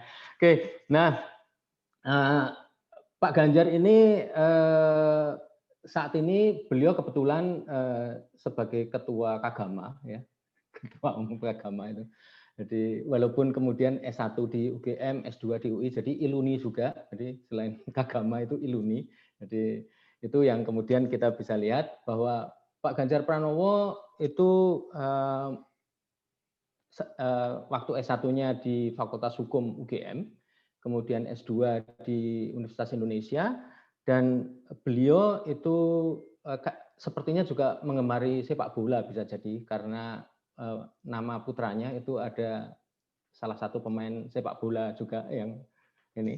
Dan kemudian kita juga bisa tahu bahwa apa yang dilakukan oleh Pak Ganjar itu juga sempat mengejutkan bagi saya ketika saya berkunjung ke Semarang pada saat kemudian ada bandara yang kemudian dipindah, walaupun tetap itu bandara di Semarang ya, itu kemudian ada di belakang, dan kemudian itu ada sektor UMKM yang bisa jualan di bandara, dan itu resmi. Jadi itulah yang kemudian apa yang dilakukan oleh Pak Ganjar. Penghargaan beliau ini juga cukup banyak, jadi beberapa buku-buku terbitannya juga relatif ada, dan kemudian kita hari ini akan mendengarkan paparan yang disampaikan oleh beliau. Sehingga kemudian nanti apabila tadi seperti hanya disampaikan oleh MC bahwa kalau misalnya ada yang mau bertanya itu bisa menyampaikan di Q&A. Jadi kemudian nanti akan siapa yang misalnya memang ada kesempatan bertanya maka akan kami letakkan supaya mungkin bisa berbicara langsung dengan Pak Ganjar, pertanyaannya seperti apa gitu. Ya Pak Ganjar, jadi itu. Silahkan Pak Ganjar, monggo silahkan kalau mau memaparkan presentasinya, monggo. Terima kasih Mas Antio. Assalamualaikum warahmatullahi wabarakatuh. Selamat pagi, salam sejahtera untuk kita semua. Om Swastiastu, Namo Buddhaya. Mbak Titu, terima kasih sudah memberikan kesempatan saya untuk dongeng gitu. Lalu tadi Pak Dodi menjelaskan perspektif ekonomi yang sungguh bagus. dan tentu hadir di sini banyak sekali orang yang sangat penting, yang punya pengalaman banyak. Nah, saya ingin berbagi pengalaman saja. Saya tidak sepandai tentu Bapak Ibu yang hadir di sini dalam bidang ekonomi, tapi di gambar saya itu saya dikalungi samirnya itu warnanya kuning sama hitam. Lalu saat itu saya tanya, sebenarnya kok saya dikasih samir sama presiden itu buat apa gitu? Ternyata katanya penghargaan untuk keseriusannya dalam UMKM gitu. Sebenarnya sih ada dua hal, satu itu langsung menjadi beban buat saya. Yang kedua sebenarnya bukan saya peduli UMKM. Karena memang ekonomi saya itu dari dulu ekonomi lemah terus begitu loh. Jadi sebenarnya saya yang UMKM itu saya begitu. Bapak Ibu, ini lagi terjadi PPKM. PPKM itu bukan temannya UMKM, ini memang pembatasan kegiatan masyarakat gitu ya.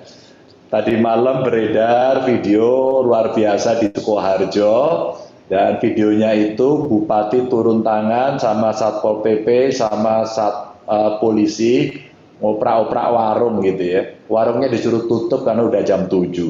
Lalu warungnya marah-marah, dibanting-banting, maki-maki. Yang menarik karena videonya panjang, viral kemana-mana, netizen zaman sekarang itu terus lapor. Kalau orang kita dulu sukanya lapor gitu ya, dikit-dikit lapor gitu. Kalau orang Jawa bilang itu, wah ini tuh mbak cucuan gitu ya. Ya bukan orang Jawa nanti diterjemahkan sama Mas Santio gitu ya. Lapor gitu, sering lapor. Nah yang menarik Bapak Ibu, saya dikirimi video oleh Pak Agus ya, Gubernur Lemhanas. Mas Ganjar ini namanya disebut-sebut gitu. Oh ya, lalu saya buka. Lalu si pedagang kaki lima itu ceritanya begini. Jangan mentang-mentang ya, nanti tak laporin Pak Ganjar gitu. Jadi ternyata saya ini tempat untuk lapor gitu, baru ngeh gitu. Jadi ini kejadian tadi malam. Dan ini kan kita lakukan PPKM serentak untuk seluruh Jawa Bali dan betul Bapak Ibu, setiap kali kita melaksanakan kegiatan ini tidak mudah. Praktek di lapangan sulit dan selalu bersentuhan dengan kawan-kawan yang punya usaha kecil, usaha mikro begitu ya. Dodi tadi menyampaikan banyak sekali fasilitas yang ada diberikan oleh pemerintah. Pada faktanya memang itu sudah kita gunakan, tapi belum semuanya sesuai harapan. Karena kita mesti melakukan betul-betul reassessment begitu ya terhadap kawan-kawan UMKM kita. Sebenarnya Anda ini berbisnis sudah oke apa belum? Pengalaman saya sebelum pandemi, saya datang ke Sragen Bapak Ibu. Di Sragen itu luar biasa penjual batik perempuan. Dan ngomongnya itu nggak ada ilmiahnya sama sekali. Pokoknya jualan batik titik nggak ada komanya gitu. Terus kemudian orang datang tiba-tiba, Bu ini harganya berapa? Oh ya harga sini kumpulin di sini. Terus kemudian ya agak modern dikit lah gitu ya, dilihat ada harganya, terus dimasukin komputer orang jual. Tapi sebentar lagi pas saya datang itu ada yang datang, Bu, itu apa kainnya belum dibayar? Oh ya sini dibayar gitu kan, diambil dari duit itu, duitnya cuma pakai kotak di meja itu loh, pakai seloroan gitu aja, laci ya, pakai laci gitu aja, masukin laci seloroan gitu aja, ya bayar. Terus anaknya datang mundul, Bu mau sekolah minta sangu, ambil sangu. Terus habis itu dari belakang datang, Bu ini sudah hari Sabtu, seton. Mudah-mudahan Bapak Ibu tahu seton ya. Itu kalau buruh bayarannya tiap hari Sabtu gitu. Ya dibayar di situ. Lalu saya melihat perilaku itu. Saya tanya, Bu, sampai outletnya punya berapa? Ternyata dia punya 6. Yang menarik itu dari 6 itu yang 4 ada di Tanah Abang, yang 2 dari Sragen. Saya langsung tahu orang ini orang kaya gitu. Tapi saya melihat manajemennya lumayan buruk kira-kira. Kenapa buruk? Lah itu loh, bayar kain, bayar malam, bayar nyangon nyanae, nanti juga buat nyumbang macam-macam lah. Itu semua diambil dari kota itu. Lalu dengan iseng saya tanya kepada ibu itu, Bu, lah kok duitnya semua ditaruh di laci itu gimana? Ya gini Pak, sampean nggak seperti enggak Pak gitu. Nah terus gimana nanti? Saya punya utang bank, punya Pak. Nanti nyaurnya gimana ya? Nanti kalau sudah ada yang bayar diambil dari sini. Jadi manajemennya adalah manajemen petty cash, betul-betul petty cash itu. Masuk di dalam lacinya itu ya petty cashnya ya itu. Oke, ini beberapa pengalaman. Nah cerita berikutnya, beberapa hari ini memang cerita tentang UMKM menarik. Maka banyak sekali orang yang meminta kepada saya, Pak Gubernur, nasib saya bagaimana? Kulo nasibnya pripun? Jualan sulit, apa-apa sulit begitu. Tenang aja Bu, tenang aja Pak, koncone oke. Temennya yang sulit itu banyak. Jadi tenang saja, yang nasibnya kayak jenengan itu banyak. Jadi nggak usah marah-marah, biar imunitasnya itu bagus. Lalu mulailah cerita satu persatu. Nah, sebenarnya ini kanal komunikasi yang mesti kita buka agar mereka adem. Yang dibutuhkan sebenarnya bukan ahli bisnis menurut saya. Ini psikolog yang harus datang duluan. Maka mereka diminta untuk menumpahkan seluruh perasaannya dulu, baru dimasukin yang sifatnya teknis. Maka Bapak Ibu, saya punya paparan dikit dari pembukaan saya. Mudah-mudahan nanti bisa menceritakan apa yang ada di Jawa Tengah. Tolong slide-nya. Jadi dari cerita ini memang ada potensi UMKM yang bagus. Sebenarnya saya dengan istilah potensi ini nggak suka saya. Karena kok potensi, terus ini eksekusinya. Nah gambar ini Bapak Ibu, ini ceritanya menarik. Itu ada ibu-ibu, dia pernah kerja di perusahaan MNC lah, multinasional besar sekali gitu. Terus dia resign karena dia pengen kerja di rumah. Oke sih, menurut saya dari kapasitas ilmu pengalamannya oke. Tiba-tiba saya tidak kenal sama ibu ini. Nah ibu ini ngirimin saya satu kotak isinya masker sama sarung tangan buat apa ngangkat panci panas itu loh di dapur itu. Apa ya namanya ya? Biasanya yang punya ibu-ibu, bapak-bapak juga punya sih yang jadi master chef gitu ya. Itulah pokoknya buat ngangkat panci panas. Nah pada saat saya lihat masker itu ada batik, ada lurik, terus kemudian dipakai sarung tangannya itu udah desainnya bagus banget. Lalu bungkusnya, packaging itu bagus banget dari kardus. Jadi semua rasanya didesain dengan baik. Lalu saya baca di situ dia kasih surat cinta kepada saya. Surat cintanya menarik Bapak Ibu. Bapak, alhamdulillah saya mendapatkan pesanan hampir 300% Pak, kurang lebih. Dari omset yang ada setelah saya stres selama ini, pameran saya gagal karena pandemi, investasi saya kemudian nganggur, akhirnya saya marah-marah Pak sama suami gitu, saya nggak bayangkan dia termasuk bujuk galak atau bukan gitu ya. Terus kemudian dipotonginlah kain-kain itu jadi masker, terus dibagiin semua orang.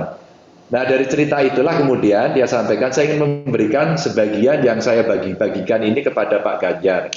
Kenapa saya berikan kepada Pak Ganjar? Karena dia ikut hashtag lapak Ganjar di IG saya dan kenal sama orang, dan setiap pembeli itu langsung ditanya sejak dia posting di IG saya itu langsung ada orang pesan dan sebagian besar dari Jakarta. Terus tanyanya begini, saya mau pesan masker bisa didesain khusus nggak? Saya mau pesan topi ini bisa didesain nggak? Saya mau pesan baju ini bisa didesain seperti ini nggak gitu. Selalu ibu ini menarik, kok Anda tahu saya dari mana? 4 yang mengorder pertama itu ternyata menyampaikan dari IG-nya Pak Ganjar gitu. Jadi saya siap-siap kalau nanti IG saya mau saya transfer, mau saya convert menjadi marketplace gitu kira-kira.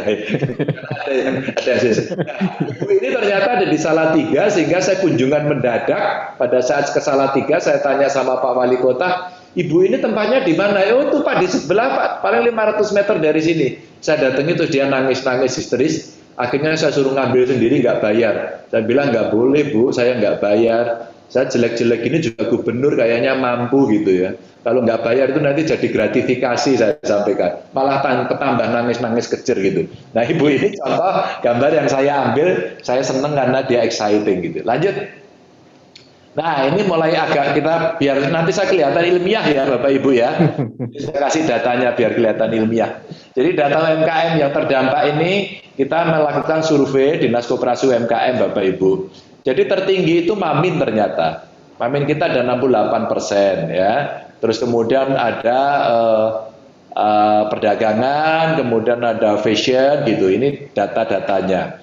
Terus kemudian yang terkecil saya kira ada handicraft sama pertanian. ya, itu terkecil dampaknya. Jadi dia masih bisa bertahan sebenarnya. Tapi asetnya turun sampai 15,12%, omset turun 47,21%, itu hampir 50% loh ya. Untung orang Jawa Tengah itu diajari oleh nenek moyang sama Mbok E, Pak E gitu untuk prihatin. Ini satu kata yang membuat luar biasa pada tingkat aksi. Ada yang puasa Senin Kemis, ada yang nerimo, ada yang kungkum di pinggir kali gitu kan. Ada juga sih yang kedukun gitu ya. Terus kemudian tenaga kerjanya turun 29,92%. Next. Ini sampai Desember kemarin datanya. Nah ini data UMKM yang terdampak COVID yang hasil di survei kami. Ternyata kami tanya mereka, Bapak Ibu, kira-kira apa sih yang menjadi problem yang Anda hadapi? Bapak Ibu tahu nggak? Bukan pembiayaan ternyata. Bukan pendampingan ternyata. Pemasaran. Jadi sebenarnya mereka itu udah gregetan, udah gemes, tapi tidak bisa melakukan apa-apa.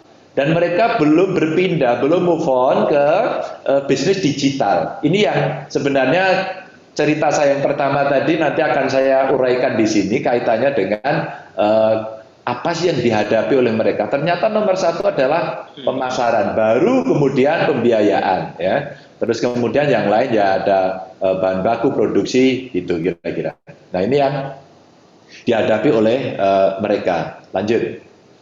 Nah, ada beberapa contoh yang saya mau sampaikan. Saya mau sampaikan secara konkret aja, tidak konsep-konsepan ini, tapi real yang ada di sana. Maka konseptualisasi, teoritisasi, nanti kita harapkan bisa kita bahas dalam diskusi. Ada 162 UMKM batik tenun bordir.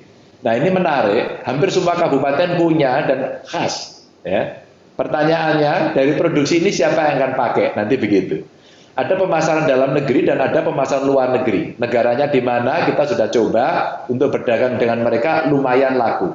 Lurik-luriknya tidak lagi yang sogan-sogan desainnya, tapi sangat menarik. Mereka punya macam-macam, bahkan sekarang lurik dan batik. Din, I like this, Din, branch manager. Oke, ada splatteran nampaknya. Oke. Yeah. Nah, lurik dan batiknya itu kemudian jadikan satu menjadi batik lurik. Nah, inilah kenapa kami hari Kamis ini pakai baju adat. Sebenarnya kami dulu terinspirasi ketika pemerintah menginginkan kita pakai seragam. Hari Senin Pemda pakai baju keki, terus kemudian hari Selasa dulu suruh pakai baju hansip, terus kemudian hari Rabu suruh pakai baju apalagi ya waktu itu ya. Pokoknya seragam terus, baju putih kalau nggak salah. Rabu, Kamis baju putih, rencana pakai baju pramuka begitu. Terus saya bilang, lah batiknya kapan gitu? Batiknya hari Jumat saja. Lalu saya berdiskusi keras sekali dengan Kementerian Dalam Negeri. Mohon maaf ini kalau ada pejabat dari Kementerian Dalam Negeri. Saya mengapil kepada Pak Mendagri, kenapa kami harus pakai baju putih? Terus kemudian, ada apa Pak Gub? Saya dimarahi sama UMKM. Loh kenapa? Karena kami ini hari Senin pakai baju keki, yang coklat-coklat itu. Hari Selasa kami pakai lurik. Hari Rabu kami pakai batik. Ya. Hari Kamis kami pakai baju adat. Hari Jumat kita pakai baju batik lagi. Nah, saya ceritakan ini. Kenapa kami pakai itu? Agar UMKM kita punya off-taker. Jadi ASN itu semacam shadow of taker-nya yang mereka suka ganti-ganti, apalagi ibu-ibu. Kalau ibu-ibu itu nggak perlu mahal, tapi sering ganti yang penting gitu loh. Nah kalau bapak-bapak itu sudah nggak mahal, nggak pernah ganti kira-kira gitu loh. Ini bedanya bapak-bapak sama ibu-ibu ini Mbak Tito. Kalau ibu-ibu itu dikit-dikit ganti, ada model ganti, nggak apa-apa. Agak murah dikit tapi modelnya, warnanya macam-macam gitu. Kalau bapak-bapak wis letek gak tahu ganti kui-kui terus gitu. Itu kalau bakul batik bilang gini, ratau tuku mengenyang terus ya gitu bapak-bapak. Jadi ini ceritanya. Maka sebenarnya kebijakan itu kita internalisasikan di kita. Maka saya katakan ASN atau pemerintah daerah ini bisa menjadi semacam shadow of taker agar mereka bisa laku begitu. Lanjut. Nah, ini ada beberapa contoh UMKM yang hidup di beberapa kabupaten kota dan mereka khas banget ya. Ada saya sebut ada Dahlia Bordir, Yoga Art, Muria Batik, Batik Pusaka Beruang, termasuk produk jumlah bisnisnya, omset bulanannya, tenaga kerjanya. Ini kenapa saya tampilkan yang konkret-konkret agar kita bisa berimajinasi. Sebenarnya mereka para entrepreneur yang kecil-kecil ini, bagaimana dia bertahan dan size-nya berapa sebenarnya. Size ini menjadi penting karena yang ini nanti banyak sekali. Apalagi saya masih harus menangani mereka yang kena PHK. Apalagi kemarin dengan adanya kartu prakerja, mereka harus pelatihan. Maka pelatihan harus ada praktikumnya. Nah praktikumnya mereka mesti jualan apa, siapa fasilitasi, entar laku apa tidak. Maka pada saat pandemi awal itu terjadi, setelah bantuan-bantuan sosial, kami kumpulkan UMKM. Lalu kami kasih bantuan, ayo buat masker semuanya, ayo buat APD semuanya. Lalu yang bagian makan minum protes, Pak Gubernur kok yang dibantu itu saja. Saya cariin uang lagi, kita dapat, kita bantu ke makan minuman. Setelah makan minuman dibuat, ternyata enak-enak, cuman nggak ada yang beli gitu. Nah karena nggak ada yang beli, maka di sini lagi-lagi kami treatment bahwa ASN lah, PNS lah yang membeli. Maka saya dorong sebenarnya mereka-mereka yang masih mendapatkan gaji bulanan, mensedekahkan rezeki, itu sebenarnya bagian dari investasi akhirat, saya sampaikan begitu. Jadi akhirnya saya minta mereka untuk ikut membeli. Nah ini kalau di Islam ada zakat infak sedekah, di Nasrani itu ada perpuluh gitu ya. Saya kira semua ada kok itu, dan itu bagian yang sebenarnya secara konseptual, secara religius kita bisa membantu. Dan nggak ada kok orang banyak sedekah itu miskin, nggak ada. Jadi ini spirit yang pokoknya saya cerewet segala bidang gitu ya. Cerewet segala bidang itu untuk menyemangati agar UMKM kita bisa tumbuh. Lanjut. Nah ini UMKM produk unggulan yang menjadi potensi ekspor. Ada tas sepatu, ada 20 UMKM di daerah Jawa Tengah, ini kota kabupatennya. Pemasarannya ada dalam dan luar negeri. Tas sepatunya ini mulai kita jual ke sana. Nah ini pelan-pelan. Dulu sebelum pandemi mereka kita ajak untuk pameran. Tapi begitu pandemi berjalan, kami agak kesulitan. Maka kami cari terobosan. Nah ini yang pernah membantu. Ada BI, ada OJK, ada BUMN, ada Kemlu, ya. Saya undang, saya telepon sendiri sama Gubernur BI, Kepala OJK, terus kemudian Bu Menlu. Saya minta akses seluruh duta besar kita, KBRI kita untuk kita bisa jualan. Maka politiknya sekarang dagang. Oke deh, omset besar menurun, ya sekarang omsetnya agak kecil nggak apa-apa, tapi yang kecil-kecil mulai kita promokan. Maka saya senang waktu dikunjungi anggota DPR RI, mereka tanya tentang UMKM ini Pak Antio. Dia tanyanya begini, Pak Ganjar gimana nasib UMKM gitu? Ya agak suram sih, kalau kita ngelihatnya ngeri, pokoknya ngeri ini. Ini harus ada perasaan yang dilibatkan untuk menolong mereka. Dan yang saya tertarik, kunjungan teman-teman dari DPR RI ini dia membawa gift. Gift-nya dia itu tas kecil. Di dalam tas kecil itu ada hand sanitizer, kemudian ada masker. Hanya 2 itu saja. Yang menarik, terus kemudian saya omongin, Bapak-bapak, Ibu-ibu dari DPR RI, karena mereka dari BKSAB, kerjasama antar parlemen, tapi perginya tidak ke luar negeri, tidak, tapi ke daerah. Dan ini menarik buat saya. Terus saya sampaikan pada beliau, wah, lah kalau alat kelengkapan Dewan setiap turun dia akan membawa gift buatan UMKM. Coba dari dapil masing-masing dia bisa membawa dengan harga yang tidak mahal, gift itu akan menjadi sesuatu. Satu, orang dikasih gift pasti suka, tidak mahal, dan akan bisa membeli UMKM. Maka ini yang saya dorong terus agar sedikit kita kreatif. Kita out of the box saja, bahwa kalau biasanya ya maaf ya gift-nya plakat gitu udah kebanyakan plakatnya. Kalau mau kasih gift saya sarankan UMKM atau buku, udah 2 itu aja.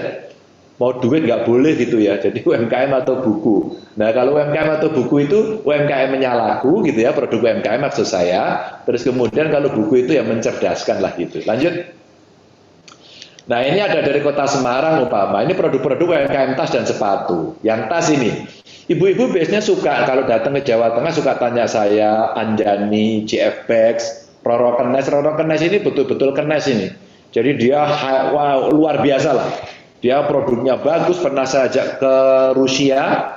Pada saat di Rusia barangnya nggak bisa masuk karena custom di Rusia itu menyampaikan bahwa ini berapa harganya tasnya. tasnya itu dianyam-anyam gitu, ternyata dari kulit gitu. Menurut orang-orang Rusia dari custom itu, ini kira-kira harganya bisa 100 jutaan. Padahal harganya cuma 1 juta. 1 juta kurang lah, 990 berapa gitu loh. Ini mungkin teknik marketingnya Roro Kenes ini bagus. Akhirnya kami harus repot, telepon atas perdagangan, telepon KBRI, hanya ingin mengeluarkan saja tas itu. Jadi ternyata tas yang ingin dijual 1 juta rupiah saja di Rusia itu sudah dituduh itu, menjadi tertuduh. Tasnya itu harganya ratusan juta. Apa artinya? Buat saya ini momentum, sehingga si Roro Kenes ini akhirnya bercerita kepada saya, pemiliknya, waduh Pak Gub, saya ikhlas deh, saya nggak apa-apa Pak.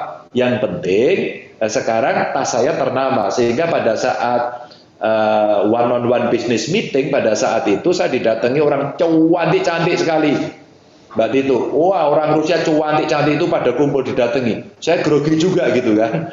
Ternyata dia peragawati. Dan ternyata dia ingin mengajak kolaborasi Roro Kenes, produknya untuk ditampilkan. Nah ini contoh ya pengalaman bagaimana saya mengajak kawan-kawan dari UMKM ini. Ya tentu hasilnya tidak seketika, apa ya istilah Mas Santio itu, tidak mak betunduk gitu tiba terus kemudian itu tidak, prosesnya panjang, ada ICORI, ada crash cross dan sebagainya. Itu ada kapasitas produksi per bulan, ada omsetnya, ada tenaga kerjanya. Demikian juga sepatu, ada Pratsnya, ada Biondi, ada Patrobas, dan ternyata dari omset bulanannya sudah kelihatan kan, ada yang lebih dari 1 miliar, tapi ada yang ratusan juta. Artinya kalau dalam kondisi pandemi mereka harus bertahan, sekali lagi bertahan dulu, sebenarnya masih bisa. Cuman mereka nggak bisa sendiri. Mesti ada intervensi dari pemerintah, mesti dibangunkan kerjasama dan seterusnya. Lanjut. Nah, ada juga bisnis aksesoris. Ini ada 6 UMKM di sekitar Semarang, Solo ya. Ini mereka memang industri kreatifnya bagus gitu, dan sudah ada pasar dalam maupun luar negeri. Saya juga menggandeng kawan-kawan anak-anak kreatif se-Indonesia. Sehingga beberapa bulan lalu saya datang khusus ke Bali hanya untuk mengikuti meeting dari kawan-kawan para aktivis yang membuat produk-produk kreatif begitu, dan mereka membuat nyewa kantor kecil di Bali, terus kemudian dipakai untuk memasarkan. Lalu saya tanya, kenapa Anda pilih Bali? Karena sebenarnya pintunya Indonesia Pak ini. Jadi cara memilihnya juga keren. Dan banyak produk dari limbah, dari barang-barang sederhana, karena kreativitasnya maka menjadi punya nilai jual yang sangat tinggi. Bagus-bagus, saya belanja di sana senang banget karena murah dan banyak.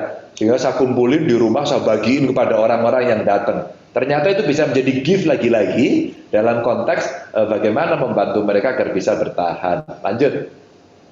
Yang ini beberapa aksesoris juga yang ada, ini saya tulis kapasitas, omsetnya, tenaga kerjanya gitu ya. Coba Bapak Ibu, ada Yulika, kapasitas produksi 100 pieces, omsetnya 10 juta, tenaga kerjanya cuma 2. Saya membayangkan kalau nanti ini bisa bergabung, terus kemudian dia bisa saling membantu, bisa kolaborasi, mungkin akan bisa menyemangati mereka. Ini beberapa kabupaten kota yang punya UMKM aksesoris yang sudah berjalan. Lanjut.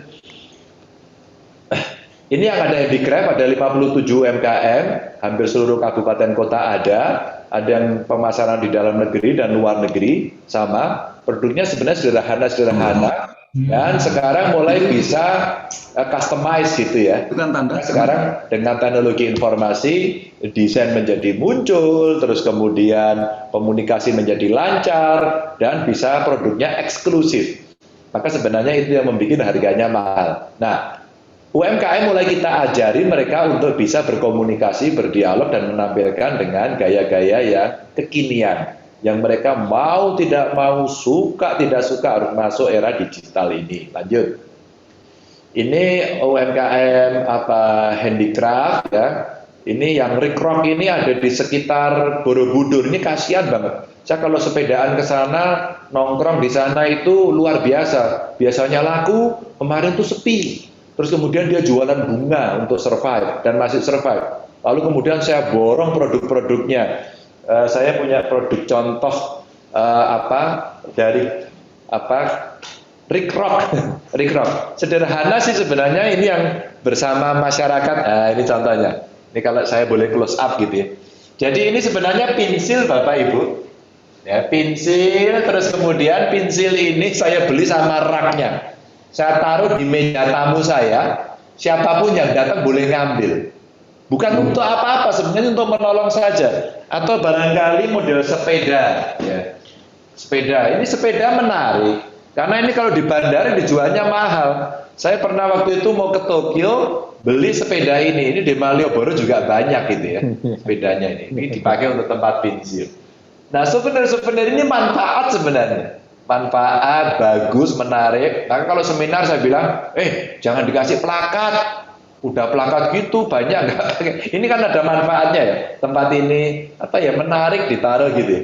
Ini dulu saya mau pergi ke Tokyo, saya beli di bandara itu ratusan ribu sampai dengan 400 ribu loh.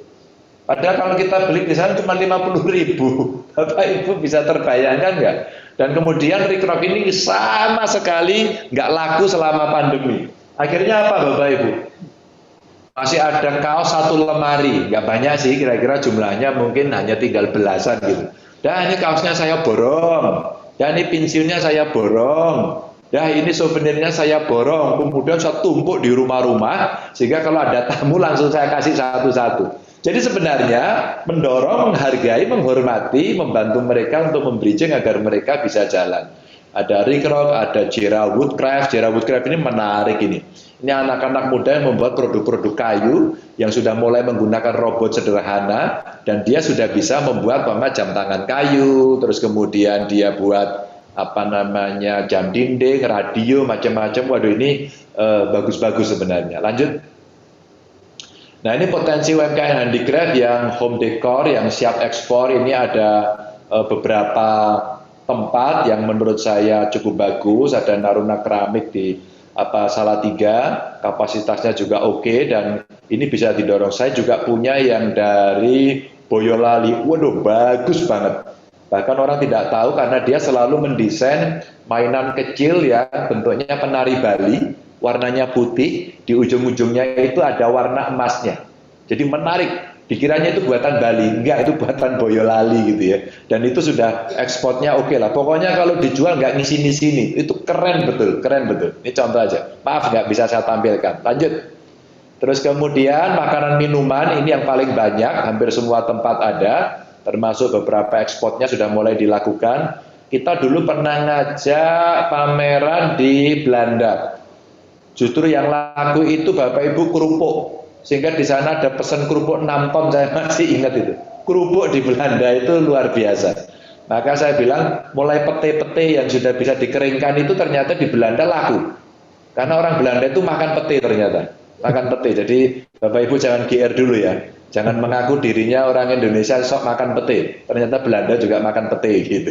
Jadi ini potensi-potensi yang dari makan minum yang bagus. Termasuk jamu-jamuan, sehingga kawan saya dari Perancis, kebetulan istrinya orang Indonesia, dia menarik. Saya pengen jualan kopi di Perancis, dia bilang jangan jualan kopi Pak Ganjar, jualan jamu kata.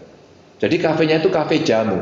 Loh bagaimana orang Perancis bisa minum jamu? Loh nanti dulu, kami ini chef terbaik seluruh dunia, begitu ngakunya. Karena kami ini chef terbaik, maka kami ini lidah-lidah eksploratif. Karena lidah eksploratif sebenarnya Indonesia bisa membuat itu. Nah, ini lagi coba kita jajaki. Termasuk kawan-kawan yang berkumpul diaspora kita di Belanda, mereka sudah nyewain satu tempat di sentrum, dan di sentrum itu udah didesain, saya diminta untuk ngisi. Dan sekarang kita kumpulkan UMKM-UMKM untuk kita taruh barangnya di sana, terus nanti jualannya secara online, tapi fisiknya harus ditampilkan di sana. Dan furniture, karena Jawa Tengah ini jagoannya furniture, maka mereka meminta furniturnya dong yang unik, yang desainnya menarik begitu. Nah sekarang lagi coba kita kerjakan. Lanjut.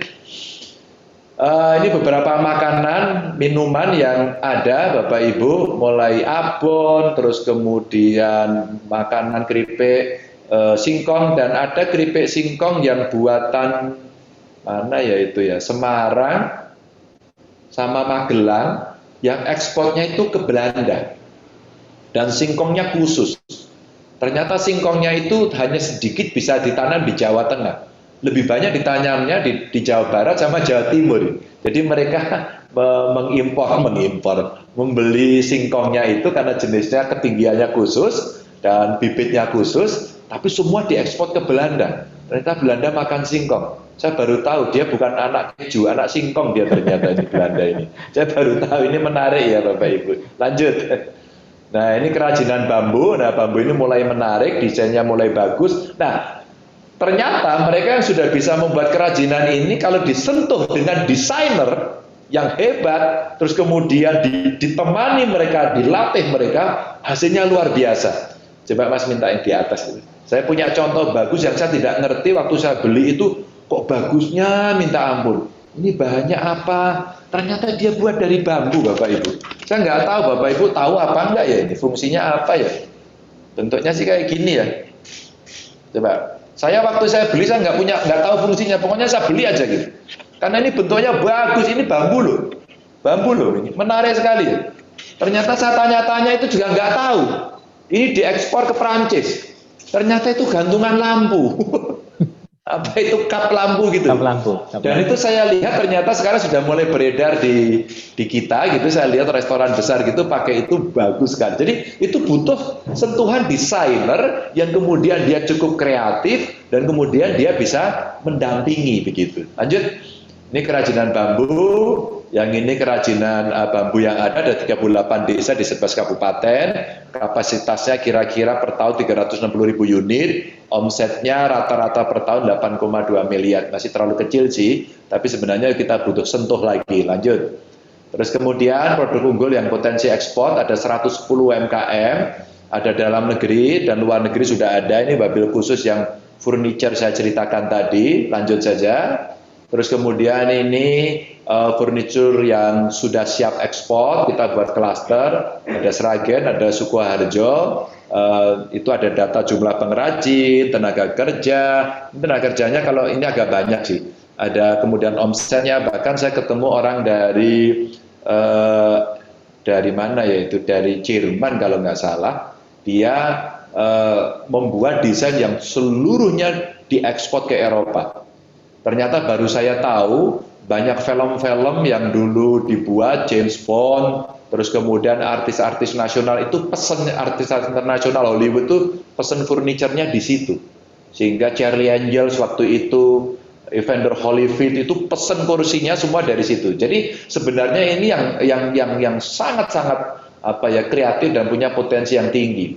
Tapi ada juga sih yang menengah ke atas. Itu umpama di perbatasan Semarang Demak itu dia membuat furniture tapi kelasnya udah gede, bahkan selama pandemi ini dia masih mendapatkan pesanan dari 3 hotel yang ada di Miami sana, di Amerika sana, dan kemudian ada 3 tempat di 3 state di sana, dan sampai akhirnya masih berjalan. Ini tapi gede, ini gede, sehingga ini menjadi sesuatu yang kalau ini dikaitkan dengan komunikasi dan koordinasinya dengan UMKM, maka sebenarnya dia akan bisa kolaborasi. Lanjut. Ini mebel rotan, potensi UMKM rotan pengrajin ini cukup lumayan begitu ya. Ini yang di Gatak Sukoharjo ini barangnya cukup bagus. Beberapa juga kita kaitkan dengan eceng gondok. Eceng gondok yang ada di rawa pening karena rawanya bikin pening dan bikin gondok gitu kan. Maka eceng gondoknya bikin pening dan gondok. Maka sekarang coba kita kelola dengan teknologi agar dari musibah yang merusak lingkungan menjadi barokah. Sudah pernah dibuat chip untuk arang. Kita kerjasama dengan pabrik jamu waktu itu sudah muncul untuk kita buat sehingga nanti jadi chip arang untuk pembakaran. Yang kedua juga untuk kerajinan. Ini ada kapasitasnya dan sebagainya untuk view saja. Lanjut. Potensi kopi, wah ini kopinya cukup banyak dan setidaknya ada gunung-gunung yang kita punya luar biasa. Ini agak laku karena dalam negerinya juga laku. Saya pernah masuk ke Amsterdam, bicara sama KBRI untuk masuk, ternyata untuk kopi tidak mudah. Maka inilah yang waktu itu saya bicara sama Bu Menlu, Mbak Retno, bisa nggak kemudian dibantu menjualkan ini? Ternyata ya butuh lobby-lobby, butuh masuk pada jaringan mereka, dan ini tidak mudah soal kopi. Karena saya punya pengalaman tahun 2005 kalau nggak salah. Lama sekali ya, 2005 atau 2006, datang ke Polandia, ternyata kopi yang ada di sana itu yang terkenal hanya 2 kopinya. Satu Java Coffee dan 2 Luwak Coffee. Loh ini Jawa dan Luwak itu adanya cuma di Jawa semua sama di Indonesia ini kan. Dan ternyata semua made in Czechoslovakia semuanya. Ternyata kopinya memang binnya dari kita, di package di sana, diolah di sana. Sehingga waktu itu saya masih ingat dubes Polandianya waktu itu Pak Hazairin Pohan waktu itu. Saya masih ingat, beliau kreatif. Sehingga Pak Has ini membuat festival kopi, Coffee Festival, Indonesia Coffee Festival. Dan yang menarik, dibawalah kopi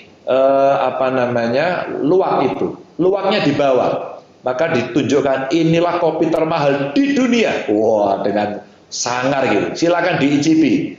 Minum pertama ngelihat prosesnya mutah-mutah semua gitu. Karena ngelihat bahwa prosesnya dia tidak tahu fermentasinya alamiah gitu ya. Sehingga itu mereka baru tahu loh ini ternyata kotoran dari luwak gitu. Baru ditunjukkan proses yang sangat higienis. Baru setelah itu dijelaskan dengan sangat rasional, baru mereka akhirnya paham. Nah ini contoh-contoh bagaimana sebenarnya storytelling itu juga penting. Sehingga tidak hanya asal jualan enak, tapi harus ada storytellingnya. Bumbu ceritanya lebih banyak. Bumbu ceritanya lebih banyak. Lanjut. Ini gula semut Bapak Ibu, ini wilayahnya di wilayah Jawa Tengah sisi selatan. Tengah selatan barat. Ini bagus banget dan kita sekarang sudah mulai dorong ekspor, terus kemudian tradernya sangat sedikit sehingga petani masih banyak agak dirugikan dalam tanda petik ya karena dia tidak bisa jual langsung. Padahal mereka itu dari petani ngambil niranya dijadikan gula semut, terus kemudian berproses sampai kristal seperti ini, itu harganya murah sekali. Kalau nggak salah tuh sekitar 22.000 sekilo, ya. Dan kemudian ketika ini di package dikasih merek, harganya langsung ratusan. Ketika sudah jadi cair, tidak sampai 1 kilo, 300 cc di Eropa itu harganya rupiahnya kira-kira sekitar 350.000. Maka added value-nya bisa kita tingkatkan. Nah sekarang kita lagi mencoba gula semut kita cairisasi. Cairisasi ya istilahnya ya. Jadi kita cairkan, terus kemudian kita coba jual dan kita kecil-kecil, kita masukkan ke hotel. Saya kira yang hadir di sini juga usianya rata-rata kan masih berapa ini? 27, 28 tahun ya. Sudah pada takut sama gula, dan sekarang gulanya yang rendah kalori ini. Maka inilah promo yang kita omongkan, ini gula sehat. Sayang, pesanan-pesanan dari Eropa waktu datang ke Banyumas, mereka menginginkan gula-gula ini tetap tanpa kimia, sehingga pohonnya disiapkan dengan organik dan seterusnya.